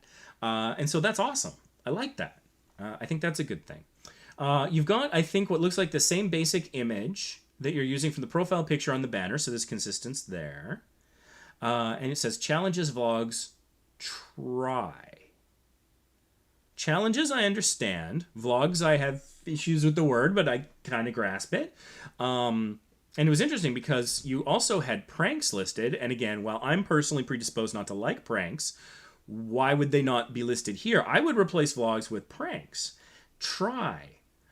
That's a little strange. You've got 2 words here that end with S. They're plural, and then those are nouns. And then you have a verb. So are you like the Try guys? I don't watch them, but I'm conscious a little bit. I'm aware of them a little. Is it that you try things? Or do you do product reviews? If so, I would say that. And also then it would be consistent. It would be like challenges, pranks, and product reviews. Cool. That would very clearly come across. And it would have the consistency. The font size could be the same. They would all end in S. They would all be nouns. Those would be good things. But try, are you saying try watching my channel? Also, the font that this is in, challenges and vlogs easy to read. Try, I'm not sure I'm reading that right. That could be by. That could be BY, that could be BUY. I'm not 100% that I'm reading that right. I don't know. And so, it might be a similar font as up here. It might even be the same font, just zoomed in. Also, if that is try, yeah, I don't know. I just don't know. So go for clarity. And again, I think this image that you're using here, you could zoom in a little bit more. And it's, the arms are kind of cut off and the torso's a little bit cut off. The torso being cut off with this little bit of redness in the corner almost is evocative of like horror movies a little bit. I'm probably reading too much into that. But you've got, the dripping ink. That would probably be better. So that's just something to consider, so that it would at least, the image would have an end to it that was a little more satisfying. It doesn't look like a corpse. So yeah. That's something. And then my one thought is, okay, I've kind of eviscerated this here. Like, I want you to get rid of the subscribe button because there's a subscribe button right down here that clicks and works. Why are you competing with the one? Why did you make a competition one here in the slightly wrong color that does nothing to distract people from the one that would actually get people subscribing? So, like, I would take that out. I would take the thumbs up and just put the Facebook page link. And I would take out the Instagram and put that over there. And you're like, well, what's left in my image? And so you might want to consider, even as much as I enjoy white space, that might be a little too barren. Increase the size of the person here, which is presumably you. And then also have some kinds of images that might convey what your channel is about. Something to think about. Okay, moving along. We've got these videos here. How many videos do you have? Is that the whole kit and caboodle? That is the whole kit and caboodle. Cool. No worries there. So I presume it's a fairly young channel. Started in April. Awesome. Welcome to YouTube. We're glad you're here. Let's take a look at... Okay, you have no playlists. And that probably seems fine, but I really strongly encourage you to create playlists. Every video, I don't care if you have 3 or 3,000, every video should be in at least one playlist. This gives people an idea of, if it is part of a narrative structure, where they can find it in that story. And also, if they want to binge all of your challenge videos. One playlist could be challenges. One could be vlogs. One could be pranks. One could be product reviews, if that's what that is. Whatever it is. And so maybe I'm in a mood for challenges. Your challenges specifically. If I got a playlist, I can just sit down and binge it. And that's easy. Make it easy for people, right? That's the first thing. I mean, don't we all want people to binge our channel? I think we all do. If you don't, I don't think you're being honest. And then the other thing is again, there's the search engine optimization, that SEO factor. And so if you have a challenge, and in the title it says, the Ice Bucket Challenge. I know I'm dating myself there, but it's the only challenge I've ever done short of shaving my head, for the most part. So there's that. Then the YouTube algorithm has confidence that that is a challenge video because it says Ice Bucket Challenge in the title, in the description, in the tags. Maybe somebody commented, maybe say it out loud. It's in a playlist where challenge is in the playlist, and the description of the playlist includes the word challenge. This is a bloody challenge. We know it with great confidence, and with great confidence, I can now share it with the world. And that's how you get videos out there. It's one of the many things you can do to get your video in front of eyeballs, which is, I think, what we all want. So I understand. There's 5 videos. It's a young channel. There's not a lot of content here. But for those reasons, still do it. Because also it gives you a starting place. Because you're not going to stop here. You're at the beginning of your journey, not the end. This is a marathon and not a sprint. I imagine you heard me say that.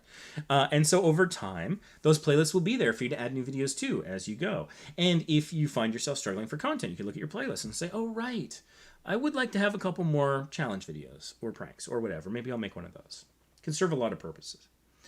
Your thumbnail game is pretty good for the most part in terms of images. One thing that is a little weird is we do seem to have this consistent person in all but... Well, I don't get where this blonde woman is coming from, is what I'm trying to say here. She seems out of place amongst these thumbnails. Now, don't get me wrong, she's very pretty, whoever she is. You know, that she actually reminds me a little bit of an ex of mine, but that's a whole other thing. And so I'm like constantly drawn to it. I'm like, that's kind of like, she's pretty and she's freaking me out. But anyways, whoever that is, I don't know. Maybe it's a celebrity or something. But the title here is attempting to do my makeup to look like that person, or is that person doing your makeup? I'm not really sure. I noticed that there is sort of a coloration theme of pink-ish with undertone of like a blue turquoise. So if that's something that you want to go through for as colors, that would be good. I noticed that in these thumbnails, you got a couple of these stars with drop shadows, and you've got something that looks like snow and maybe moons over here. So what I would suggest is picking a style and maybe sticking to it, or at least on a theme. So again, if all the pranks have a theme, and the challenges have a slightly different theme, and the vlogs have a different theme, but then you could have that consistency within it, that can look a little bit more professional. And then again, the lazy eyes is like, oh, I just watched that video, I want to watch something similar. Here's a thumbnail that looks similar, so it's probably similar. I'll click on that. One of the challenges is that it's hard to read some of the text on some of these. 15 facts about me, that pops out, it's great. It's Mish, pops out, it's great, no problem. My morning routine, little hard to read because it's a cursive with no stroke or outline, as it's called, or drop shadow. So that's a challenge. 18 things to do when bored, that's a little hard to read. Attempting to do my makeup's a little hard to read. So if you're looking for a font that will always look good, or at least legible, there's something called Bebas. B-E-B-A-S. You can Google it, and it's free. And when you see it, you'll be like, oh yeah, that's one all those YouTubers use. And there's a reason. It scales very well. So when it's big, when it's small, it's still nicely readable, and it doesn't get all pixelated and crazy. It is also a nice block font that is easy to read. And the cursive fonts can be nice, and the bubble fonts can look fun, but they're not always easy to read. Now, this bubble font I do kind of like, actually. And so for this, I would say whenever possible, if there were fewer words, then the words themselves could be bigger. But alternatively, even just a drop shadow or an outline, I think for these, a drop shadow would look better than an outline. You could do both. But then at least the text on the thumbnail would be easier to read. Because when you go to certain places, I'll just quickly do this to make the point, sometimes your thumbnail is all they have. I have heard from many, many people, oh, but Ray, it's in my title. It's in the description. Remember, lazy eyes, and also, sometimes your thumbnail has to fight alone. And its friend, the description and the title, are not there with it. And it has to fight the fight on its own. And Social Blade's a great example. Social Blade's great. It's got some information about your channel. You can go check it out. That's kind of cool. Estimate what you might be earning if you were monetized. Those numbers are not perfect, but they give you a range, which isn't bad. And so some useful information there. You can track, various numbers. And they are nice enough to embed your most recent video right here. So if someone was to come along to this and they see this video here, that's great. Where's the title? Where's the description? It's not there. All we get is the thumbnail. So the thumbnail, as much as possible, should stand on its own to entice people to come to your channel. And so that's just something to think about. I'm not saying that you're not achieving that now, but there's my blonde girl again. I'm not saying you're not achieving that now. I'm just saying that in the future, as you might redesign thumbnails or as you're making thumbnails for new videos, these are some of the things that you might want to be conscious of. I mean, don't psych yourself out, but if you're having, if you're not sure, should I use this font or that font, this color, that color, what should I include? Thinking about those things, I think, might help drive those decisions. They might become easier and more effective when you make them. So there's that. Your morning routine video is 244 views, which is much greater than your other videos, but it's also much older. So difficult to say in terms of direction. And again, sample size is small. So I don't know that I have a lot to say about that. Channelytics again, sample size super small. You don't have any channel tags. So you may have heard about how videos have keywords and metadata called tags. Your channel does as well. And so I would recommend going in and putting challenges and vlogs and pranks and things like that in there to help the algorithm understand what your video is about and your channel is about. In recent memory, it seems that you got a decent number of views on May 5th. And you got some subscribers on the 10th. And on the 30th. Big subscriber day on the 30th, which is today. You're having a good subscriber day. Why do you think that is? Is it this video?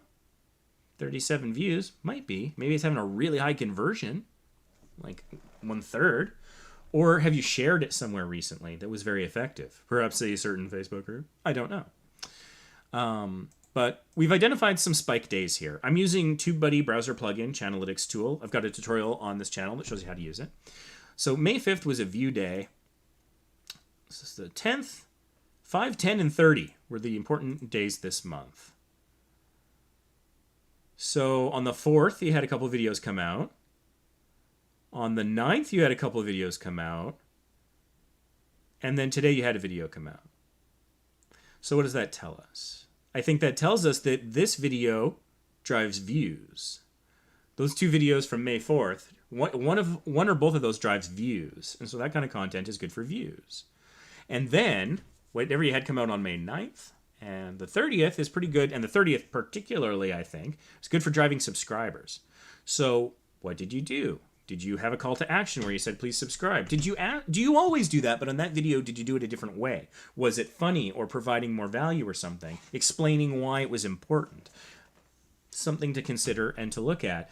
And so TubeBuddy is a great tool to investigate your videos, your channel, and the competitions. And so that's just some of how you can use that to maybe ask yourself some good questions, come up with a content strategy going forward. If you are interested in those, check out my channel. Again, that doesn't mean much. Have a nice day or night. It's nice, but it's not adding value.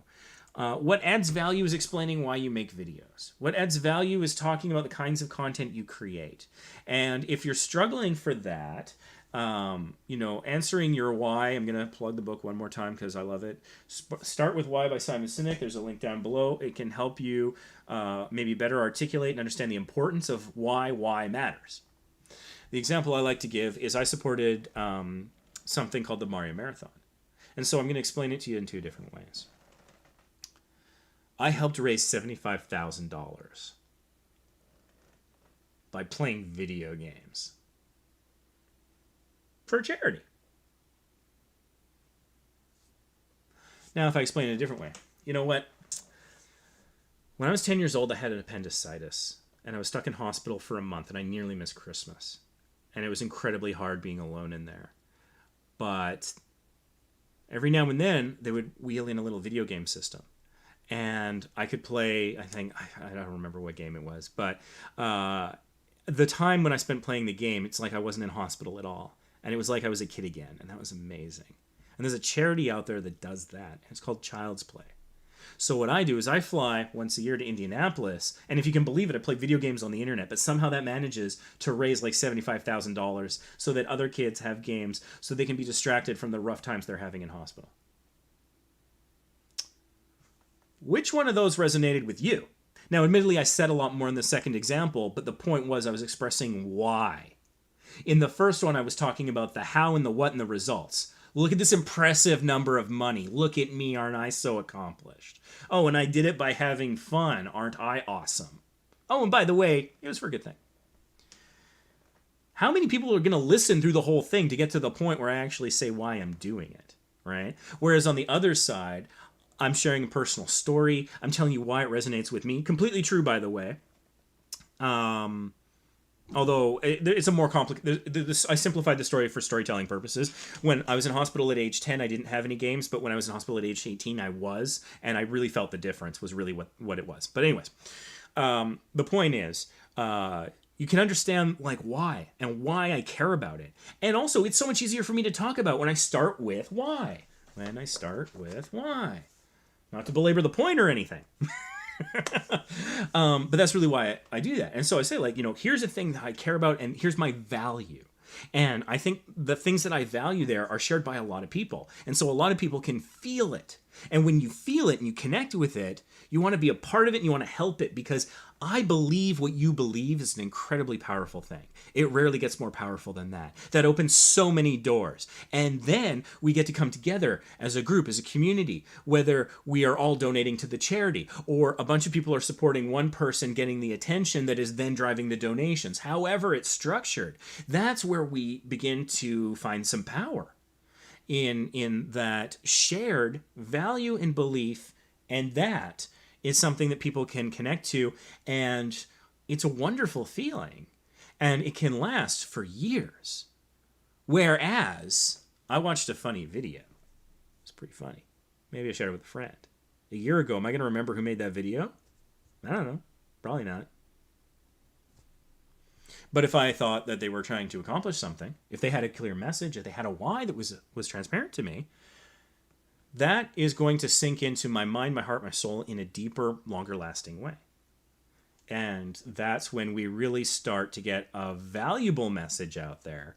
And so it's not just for fame and fortune. Sometimes that comes along. Sometimes it's a benefit of having a noble purpose that's well explained. And then you hopefully execute it well. So just some thoughts there. Getting all preachy like I do. Cal Artist Stream, my first 2 months in YouTube, got 180 subs, around 170 hours watch time. Think it looks good. Oh, this question. This question. Yeah, actually, those numbers are phenomenal. I think for 2 months, that is great. I mean, we were looking at my Social Blade. I had 1 month where I got more than 100 subscribers in that month. So you're hovering at around 60, depending on how that was distributed. You're doing very well. What does me answering that question do for you? Does that make anything easier? Does it give you information? Having heard me say that, are you now going to make a different choice somewhere? Maybe you will, and hey, that's cool. But I'm just some guy sitting in his living room talking on the internet. That may or may not have value. The thing about that is there's no objective measure. There's no like, yes, you hit this metric, you are good now. In fact, I think that's a great thing. I think that's the power of YouTube, is there is no objective measure. There's no gatekeeper, other than maybe the algorithm and the terms of service. You don't have to necessarily impress one person. You just have to find your tribe out there and find your audience somewhere. It doesn't have to be that, oh, I hit the goal, I passed the test, I now get to stay. There's so many things like that in life. You apply for a job and you got to impress the interviewer or the panel. You go to school and you have to pass the test by giving the right answer to the math equation. You have to do all of those sorts of things. YouTube isn't necessarily like that, and I think that makes it lovely. But we're used to that kind of validation in our lives. Did I pass or did I fail? Am I good or am I bad? I appreciate and I love the fact that you want a reality check. And that you came to me for that. I'm honored. But that having been said, I think you might be asking questions that don't give you super valuable answers. At least that question. I don't think that gives you a very valuable answer. There is no yardstick. I hate the premise of, you have been weighed and measured and found wanting. What could be more dismissive than that? This peasant displeases me. Bring me another. That is no, those numbers aren't good.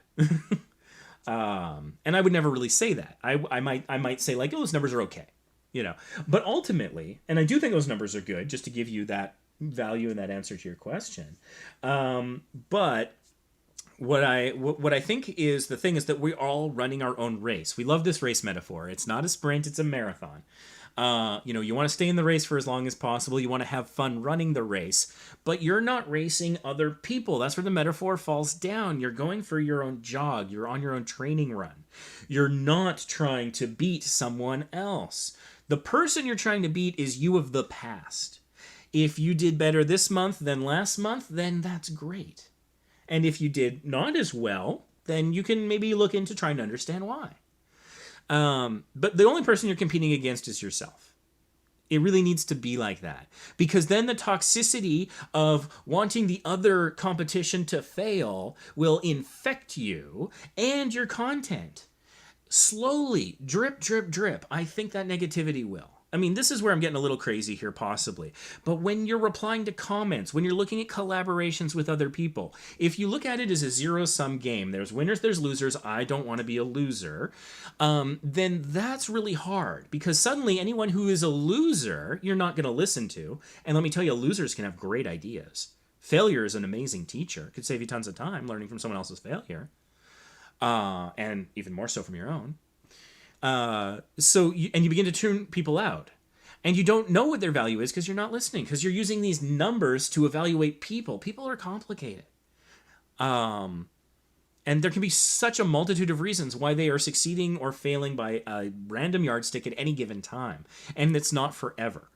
People can be, you know, the number of people that I've coached in these live streams that have shot right past me in the subscriber count is awesome. They're kicking my ass. And I couldn't be happier about it. Ace of Vegas, classic example. He was on one of my early live streams. I gave him some advice. He implemented it. His channel took off. He has like triple my subscriber count now. And I'm a guest on his podcast tomorrow.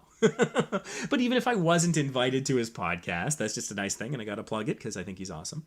But seeing some of these channels that have just skyrocketed and found success, and to think that I was able to help them in some way, that's great. But if you think that there is a yardstick somewhere that's going to determine whether you're good or not or have value or not, it's kind of hard to be in that kind of a place. I think it's better to have no expectations, only positive surprises, and be open to good ideas from any place.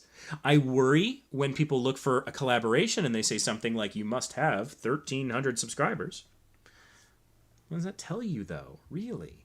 And you're not guaranteed that audience. You're not selling subscribers, the audience, or the views, or anything like that. Ideally, you want to find someone who has values like you, or who you have fun with, or who has a good idea. And, you know, maybe their audience is small today. But if they blow up tomorrow and somebody goes and looks at their last video, you know, if you think of some of those people who've had the meteoric rise, if you happen to be in, you know, the second to last video of, was it Dad, How Do I? You know, and it was before he blew up, and then he blows up and people go back and watch his videos and then they discover you. And I mean, that's a selfish argument to think like, well, maybe. But hey, whatever gets you there, right? And I'm not trying to say that you have any of those feelings. It's just, it's something that worries me when I see this question, and I see this question a lot from a lot of different people. And so I would say that there is no answer. As much as I did kind of try to provide you one, you came here with a question, try to give you value. But I think there's no answer to that question. It's such a hurdle to get over learning new things. Ain't that the truth? And you got to be ready for it, too. That's one of the things. Like, I believe that constructive criticism needs to have 3 components. This is one of the things I'm out to tell the world. It's a crazy Ray theory, but I think there's something to it. It has to be specific. So I can't just tell you your channel sucks. Maybe your logo sucks. Maybe the colors of your logo suck. Now it's a little bit more specific. I've given you somewhere to zero in on, but I'm still kind of a prick. Right? Okay. That step 1 has to be specific. Step 2, it has to be prescriptive. It has to offer a solution or a way forward. Otherwise, you're just putting somebody down. So you know what? Your logo, and I'm not pointing at anyone here, but your logo sucks. It would be better if it was blue. Okay. Now I'm specific and prescriptive. I've given you a way forward, something maybe you could play with. Cool. The third piece, this is more for bonus points, but I think that constructive criticism has to be given without any expectation in return. I'm not telling you that so you subscribe to my channel, although please do.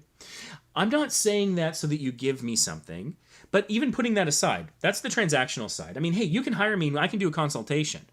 And you know, so then I would, you know, I'd be paid, and then I would tell you, you know, we can do a one-on-one session. I did another one today, and it went really well. This is kind of fun for me. The idea that like maybe that could be a job was kind of cool. But no, the real half of that I think is actually more important is that you have to give this advice if you're truly being helpful with no expectation that they will do it. Forget whether or not they'll give you something in exchange. Put that aside. You can't expect them to do it. So I can say, you know, if I wanted to be nicer, it's like, hey, you know what? Your logo is out of color step with all your thumbnails. Your thumbnails, I think, have a really good color. So if your logo is a little bit more pink, I think that would be great. And then a month later, you come back, you're in a live stream again, you say, hey, can you take another look at my channel? And be like, oh, maybe I'll take a quick look, even though I reviewed it before. Oh, hey, I see you haven't changed the logo. That's fine. Or, you know, if I was a prick about it, I'd be like, oh, you still have that same logo. Well, clearly you're not listening to me. I'm going to help the next person. Who would want to watch that guy? And so, like, you can't really, you can help people find the way. You can offer suggestions, but you can't force it on them. And I think that's that. And then, how can you be specific, prescriptive, and not expect anything in return, and not be nice about it? I think that puts you on a path that increases the likelihood that you're going to be kind while you're doing it. It's hard. I think it's much harder to be a prick when you're specific, prescriptive, and don't expect anything in return. I'd like to think. That's just my feelings. And so, I mean, if people can hit those three things when they're giving feedback in the group, thank you, please. Make the group go a little smoother. Although I think the group goes pretty well for those things right now. Let's see. I'll check it out after the live stream. The retro thing, yeah. Sounds good. I have fun making videos. It's the lack of views. I want to learn. That's great. That I want to learn is such a powerful statement. That opens more doors than anything else. That is the master key to life as far as I'm concerned. I believe that education can be the silver bullet to solve so many of society's problems. Because if we understand and know better, then we can draw out the creativity to solve whatever problem we're facing. Global warming, how to get, to the moon, whatever. How to be successful on YouTube. I think that is great. So I'm super excited. I really like that you said I want to learn because that is what I am all about with Small YouTubers Boost. And so that's super exciting. And I get that the lack of views can be demoralizing.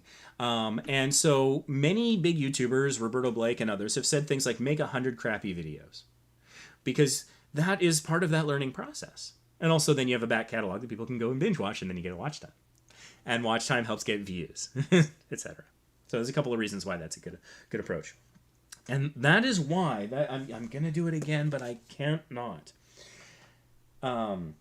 If you understand your why, if you are following your heart, this is another really great book, Andrew Matthews. This guy's a genius and he's funny too, so that helps.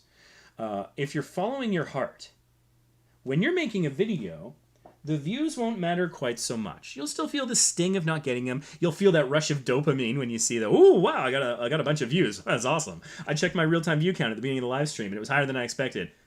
Dopamine. Yes. That's a great feeling. I can't deny it. It's human biology. It's part of why we're here, I'm sure. Hopefully not the only reason. But it's, it's a perk. It's a little fun along the way. Okay. But if you're following your passion, if you're doing it because you love it, and this is the thing for me, I can't not make videos. That's what it is. It is such a part of me that I just couldn't stop if I tried. Maybe that's unhealthy. Maybe it's an obsession. Maybe it's an addiction. I don't know. I don't think so. I don't think it ruins parts of my life, but ask my family. They might feel different. My kid's like hiding in his room while I'm live streaming, so it's disruptive. So I don't know. Maybe I've got boundary issues. Whatever. But if it's something that you care about, they say if you do something that you love, you'll never work a day in your life.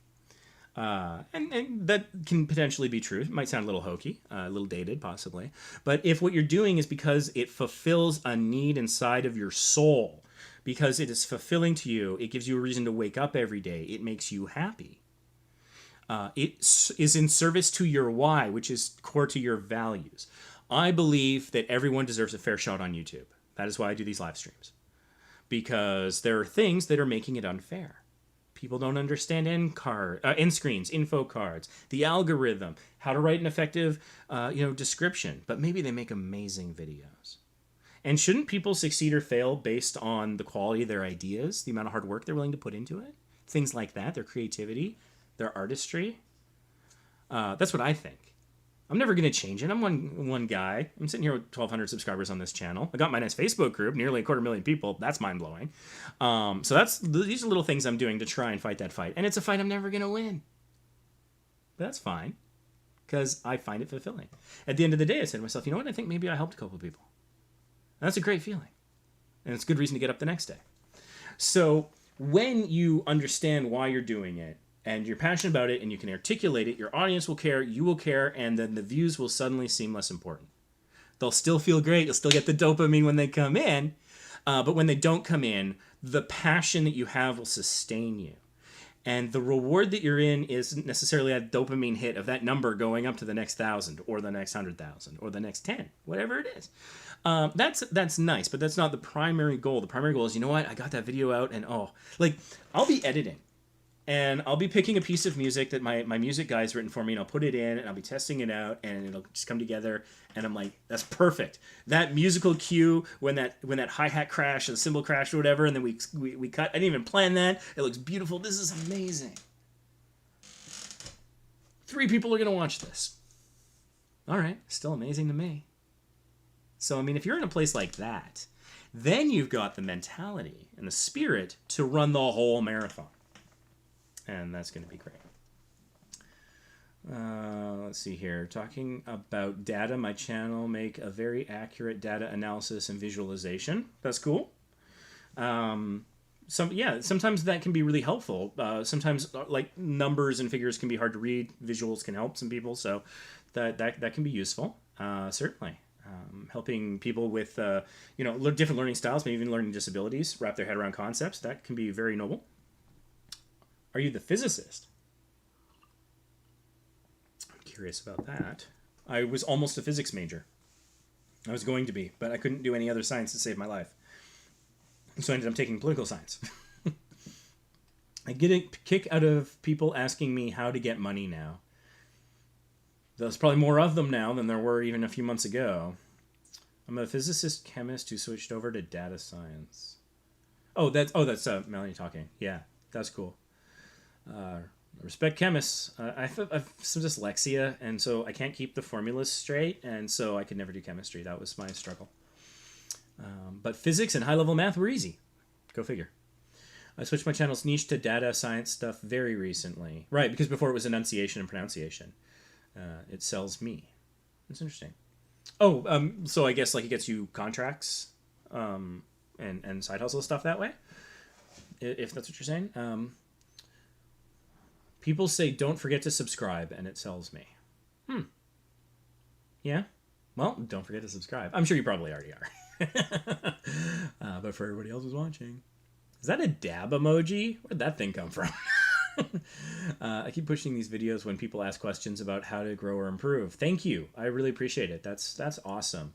I've mentioned him before, but I really look up to Roberto Blake, and I know that given everything going on in the States right now, he posted that he was struggling to get some video out, and he does a lot of like small YouTuber help stuff. And so if I can take any small slack while he's going through what all of America is going through right now, then hey, if I can provide a break from that, something else to watch, some smiling fool who will say something crazy. I don't know.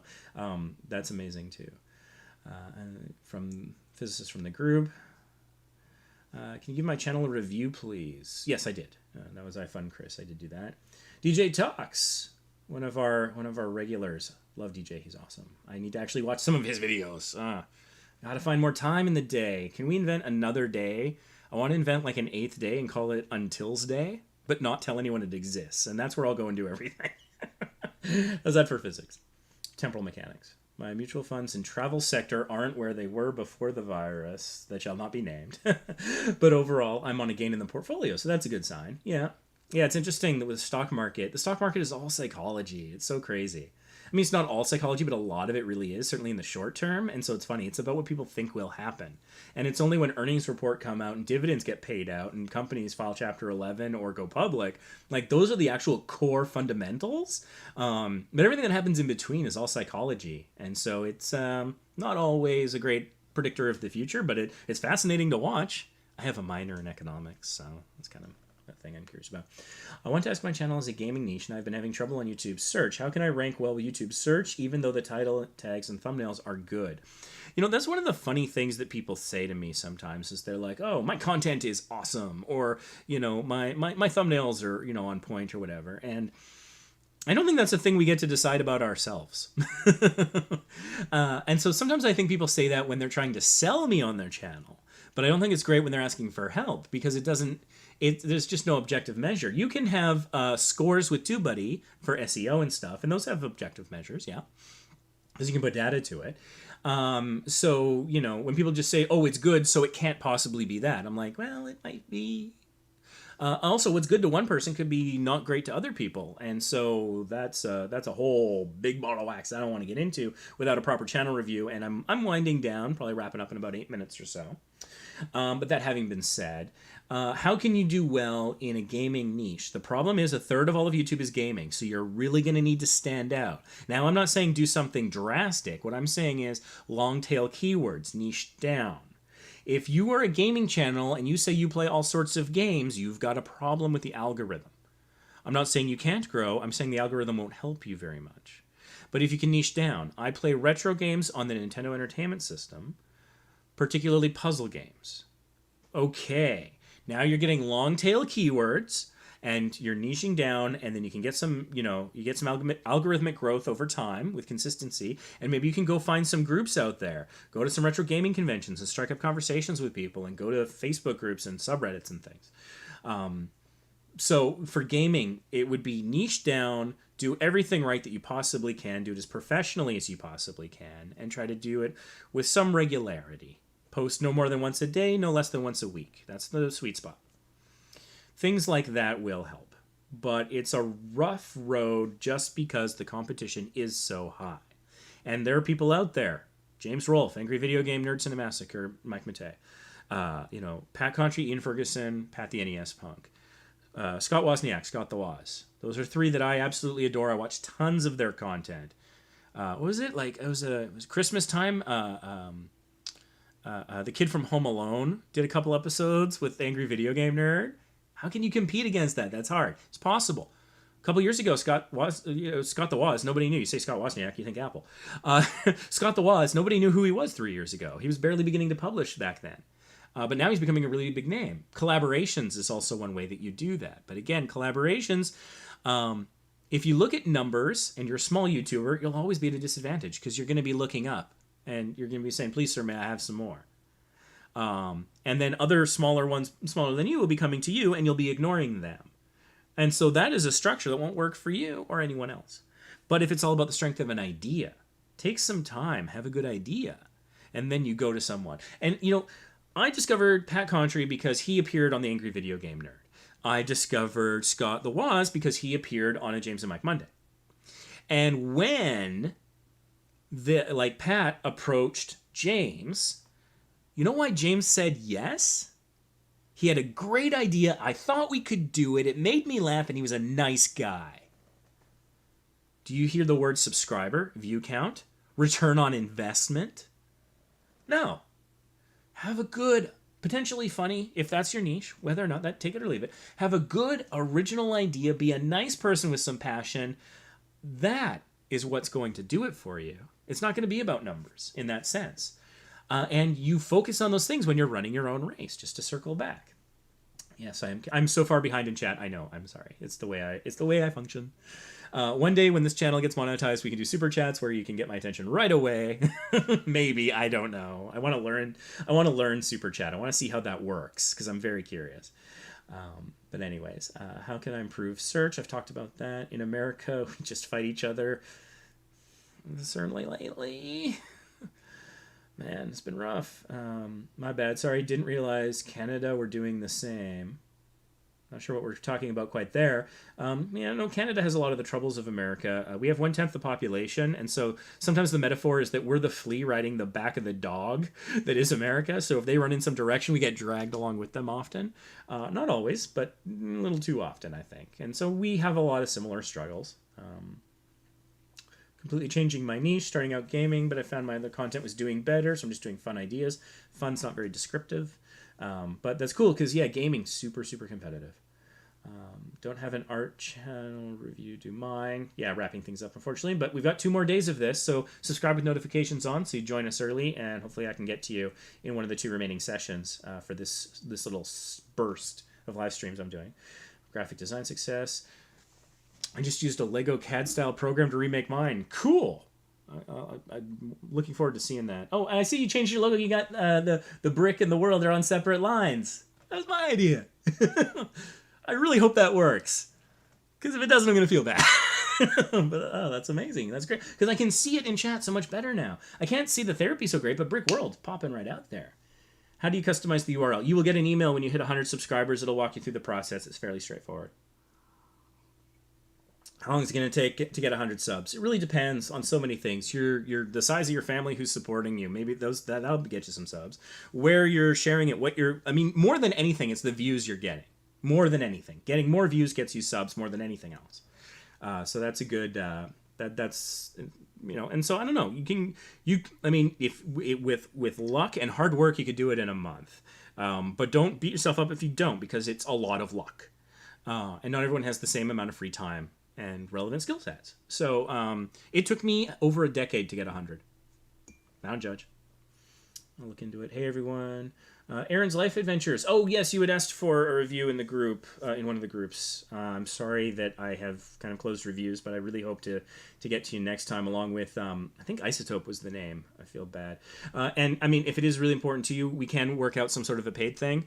It's just that I actually have a bunch of time right now, and that's why I'm happy doing these free ones. But after Monday, it would probably need to be a paid consultation. But, reach out. We can work something out if that's something that you want to invest in. Happy to help. If not, I recommend watching a lot of these reviews that I do of other channels, because a lot of what I say, I keep repeating myself, and it's applicable to so many different genres. So yeah. Let's see. Sugar Cat says, evening, folks. I'd like a review if that's what you're doing, says Branded Veteran. Again, sorry, we've closed reviews for today, but hopefully in the future, 2 more of these things coming. I could probably draw the arm in. Yeah, I was thinking about that when I was looking at that banner. I don't need a review, but I wanted to pop in and say hello and tell you all to keep pushing. I believe in all of you. That is such a nice message, Sugar Cat. Thank you. Is there a list for a channel review? No, I'm not that organized. I wish I was. Just go through what people say in chat.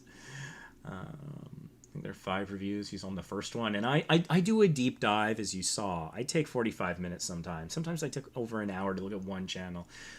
Because, anyone can take a look at it for 5 minutes and say you're awesome. And that just doesn't help anybody. I want to help more than just the person whose channel I'm looking at. Mark London said, hello, folks. Let's see, Sugar Cat said, pushing hard to 12,000 subs, just passed 1 million views this month. I mean, normally I'd say go out for dinner and celebrate. That's what I had planned. Vacation Impossible is projected to hit 1 million views in August. And so I was talking to my music guy and some other people. I'm like, let's go out to Olive Garden. I love Olive Garden. I'm basic, whatever. It's what makes me happy. I even order the fettuccine Alfredo. I am that basic. And I don't care. It's the best fettuccine Alfredo on earth that I've ever had. It is sublime. I get emotional. It's so good. After a hard day, I'm like nearly moved to tears when I have my the Alfredo at the Olive Garden. So I was like, yeah, we're going to celebrate 1 million views. And then, things happen. Channel fell off a cliff, and restaurants are not so much a thing right now. So, but anyways, 1 million views. That is a huge milestone and accomplishment. Congratulations. That's awesome. Let's see here. Even if it doesn't get it, if he doesn't get to your channel, you can still have a lot of information. Spread positivity to the community. I love that. There's not enough of that in the community, and it means so much. So thank you. I'm at 34 now, only a week old. Hey, took me 10 years to get to 34, so you're doing all right. No objective measure. Let's see. Programmers brag about how lazy they are. It means efficiency. I kind of like that. I think that's cool. That's awesome. Took me 6 months to get my first 100. Yeah. That's. Jenny Nexus says, this is cool. Stopped over from Facebook. Welcome. That's awesome. We've got a lot of new faces here. This is exciting. Yeah, dating profiles be like, I like having fun. Not me. I hate fun.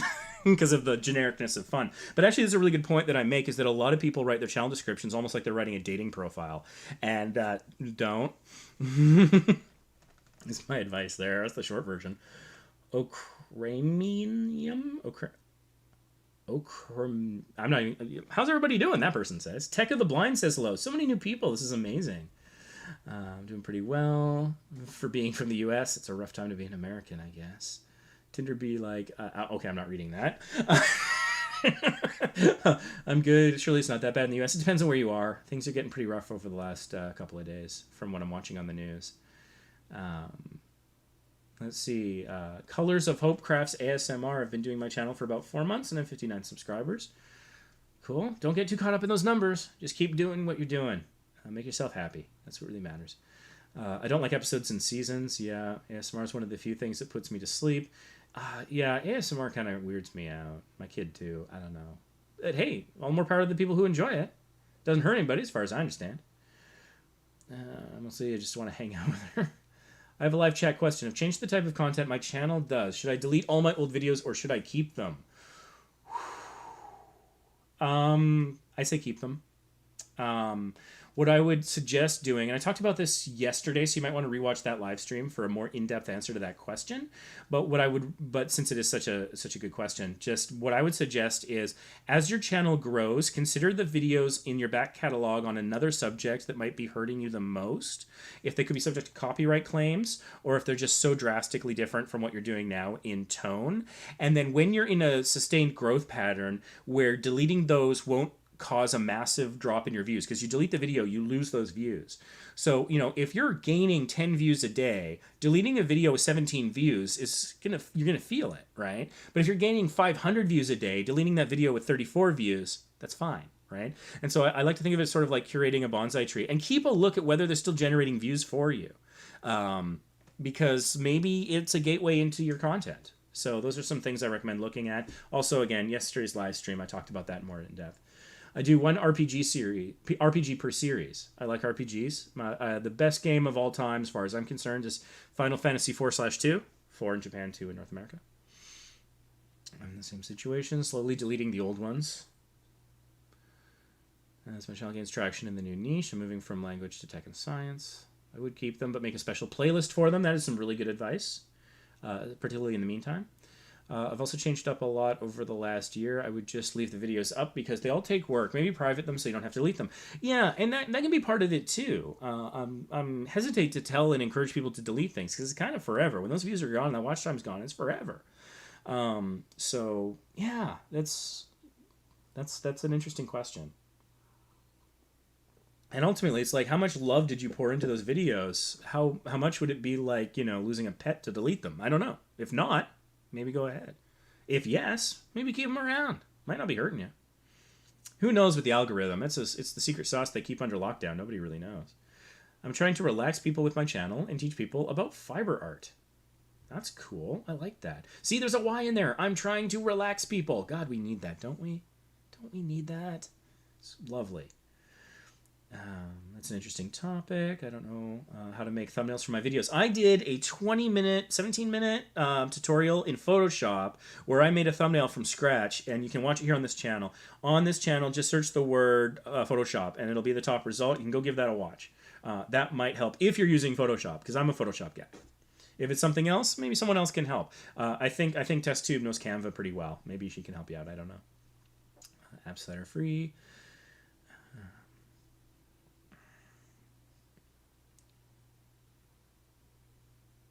Engaged with Sam was asking how to get reviewed. Join chat early. So please subscribe with notifications on. We're doing this 2 more times in the next 2 days.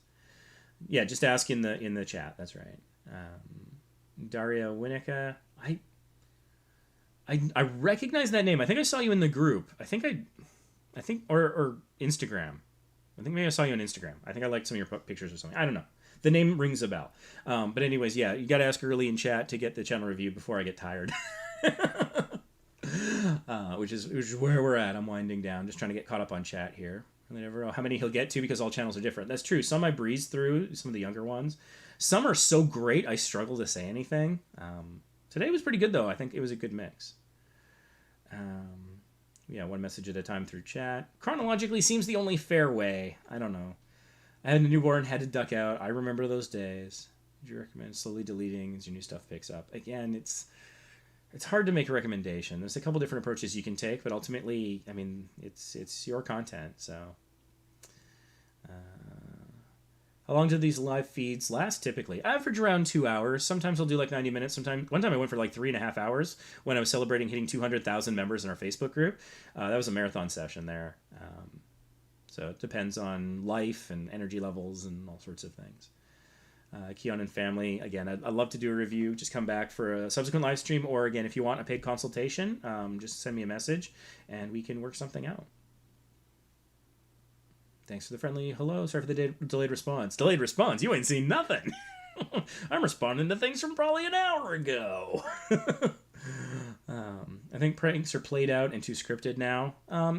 Played out, I agree with. Scripted, yes and no. It's funny, I'm not a fan of reality TV, but there was one that I really enjoyed called Princess of Malibu. And then there was a big scandal because it turns out the whole thing had been scripted the whole time. And I was like, yep, definitely don't like reality TV. That was like that was the real proof. That was like the double blind, control group test case study. Where it's like, yeah, I definitely don't. I like Shark Tank and Dragon's Den and Last Comic Standing. Is that reality TV? Is sports reality TV? Is news reality TV? If it is, then I like that, but not the other stuff. But that's just me. That's my taste. Everybody is entitled to their own taste. Which is a small channel I was thinking about just deleting anyways. Okay, yeah, that was that. We've talked about a bit. Yeah, it's weird seeing a channel that is effectively dead at 58,000 subscribers, right? Like, that's kind of counterintuitive. How many people would give, their eye teeth for that many subscribers? But that also once again proves that views drive subscribers, not the other way around. So you can get a merch shelf at 10,000, right? And that's it. I feel for comedians. Yeah, that was during my comedian rant. Do you think some of your old subscribers watch the new stuff? They largely have to go find it. They have to somehow remember you. That's often how that works. Or maybe click their subscribe. You can click on YouTube. You've got subscriptions tab. And so that will show you things from your subscriptions. So we're winding down. If you're looking for another live stream to watch, I know Twitch does raids, YouTube doesn't have that, but if you're looking for something to watch once we're done, Achilles Melee is playing some Dota 2. That can be fun to watch. You might want to switch over to him when we're done if you want something to watch that isn't the news. Let's see. Yeah, YouTube's often an uphill battle, but sometimes you feel like you've got momentum. Still update your channel. It's been a while since Kenny died. I haven't been watching South Park in so long. Why couldn't they kill Cartman instead? He often had it coming. Oh, hey, Stupid Robot Fighting League was here to look at my beard. I don't understand that, but I'm happy to play along. Operation Life was able to make it. Cool. Editing a video. That's good. Whoa, my chat is moving without my permission. Cows. Let's see here. He's a good half hour behind in chat. Okay, that wasn't so bad. I honestly feel when it comes to my channel, I think I don't edit much and my thumbnails aren't great. I can be pretty brutally honest, so maybe a one-on-one session might be better for you. Bible Breakout is here. Very useful information. Pliggle. It's a cool name. I like that. Kind of a cool picture there, too. The gaming channel's doing really well. You play Call of Duty. I have it. I played it a couple times. I got 2 kills in multiplayer, and I don't know if I'm ever going to touch it again. I see. I sub if I like their content, but I tell them beforehand that just because they sub doesn't mean I will. Not sure exactly what that was about. Don't forget to subscribe to this channel. Yes, please and thanks. And also Vacation Impossible if you were so inclined. Keep my travel channel from completely dying during this pandemic. Message never went through on his side. Super weird, but it happens. Yeah, my chat is trash. And yet still better than live streaming on Facebook, let me tell you. Tech Pro Man was here. Very true. Clapping. Talking about clapping. We're doing it in the UK. Oh my god, was that 7 o'clock? Oh my god, I'm so far behind in chat. It's ridiculous. Did join early, but oh well. Sorry about that. Doing a Zoom video with Architect tomorrow. Awesome. Stupid Robot Fighting League growing his channel in so many different ways. Yeah, the therapy hasn't updated on the chat. It's now black with a white glow. A little easier to see. Cool, cool. Hoping to watch your live earlier next time. I came running here after Melanie posted in Facebook. Oh, Melanie, you shared this live stream. Thank you. You were so supportive. I don't know what I have done to deserve your support, but I'm eternally grateful. So thank you. I was afraid to say thank you because I didn't want to ruin whatever special sauce gets this support, but it's amazing. Let's see here. In-depth reviews. Yeah. I have 1 subscriber and some others. Stupid Robot Fighting League, you were at 666. Have you finally shaken off the mark of the beast? I must know. I was tempted to start this live stream just... 668. Okie doke. There we go. That's... yeah. More Justice in the Universe for Stupid Robot Fighting League deserves more subscribers. Will this be posted to watch tomorrow? Absolutely. In fact, it'll probably be viewable within 20 to 40 minutes after the conclusion of the live stream. Yeah, it's not actually that I post them. It's that there's a default setting in YouTube where you can make it so that your live streams are automatically not viewable afterwards or automatically are viewable. And I just have it set to are viewable, so it's not even something that I do manually. What I do manually, if I remember and have the time, is the next day I'll go in and I'll trim out some of the waiting time at the beginning. That's about that. Oh, I think I might be caught up in chat. It's very exciting. I worked and listened to yesterday's I Got Brainier by Osmosis. My kids were being loud when he talked about my channel. And so, yeah, you'll be able to rewatch it as many times as you want. I would not say no to that watch time. Yeah, we've got that countdown. That's it right there. Okay. Yeah. What time will the live stream tomorrow be? I'm not sure. I'm appearing on Ace of Vegas's live stream podcast on his channel. I'm not sure what time that is. The person I've been doing consulting with also wants another hour. I'm not sure whether or not I'll be able to fit that in, and how that will fit in with the live stream. It will happen. I can't tell you when because I just don't know. I can tell you the Monday one will probably be earlier in the day because I don't think I'll be available in the evening. But for tomorrow, Sunday, not sure. Very useful chat. Thank you so much. Okay, so it's time. You might guess what my challenge to you is. Instagram. Okay, so I am the creator, owner, operator of Vacation Impossible, and in that vein, I like to give you a mission, if you choose to accept it, at the end of each one of these live streams. Because this can all be fun, well, and good, but if I don't give you an action item, something concrete that you can go and do, then it has less value. So this is my challenge to you. If you are not on Instagram, go sign up now and create an account for your channel. Even if you don't know what it is or how to use it, it's an app on your phone. Go create the account and then uninstall the app. Just don't forget your password. That way you lock down your brand so someone else can't pretend to be you and do bad things and hurt your name as well. Then in the future, you could use it if you choose to. If you are on Instagram and you haven't posted in a while, go post something on Instagram, a nice behind-the-scenes picture. Maybe one thing I've been doing lately, I don't know if it's effective or not, I create stories with my thumbnails. In fact, I'll show you that right now. So it doesn't have to be great. It doesn't have to be perfect. Instagram doesn't have a really long memory. That's how I do that there. See, look at that. Only seen by 6 people. Not a huge audience. Might be helping, you never know. It's up to you how much time you invest. But please, lock down your username. And so today's challenge is go create an Instagram. If you have one, try to upload something. Maybe go find something in your niche and go like a couple pictures that you actually like. And so you can kind of prime that algorithm as well. And that way you can really, hopefully, grow your channel in a different means. Make sure that you got a link to your channel in the description on Instagram. That's the only place where you can really have a link when you don't have a huge following, like myself. So that is your challenge if you choose to accept it. And as mentioned in chat, this live stream will self-destruct in 5 seconds. 4, 3, 2. It doesn't take me that long to find the button. 1.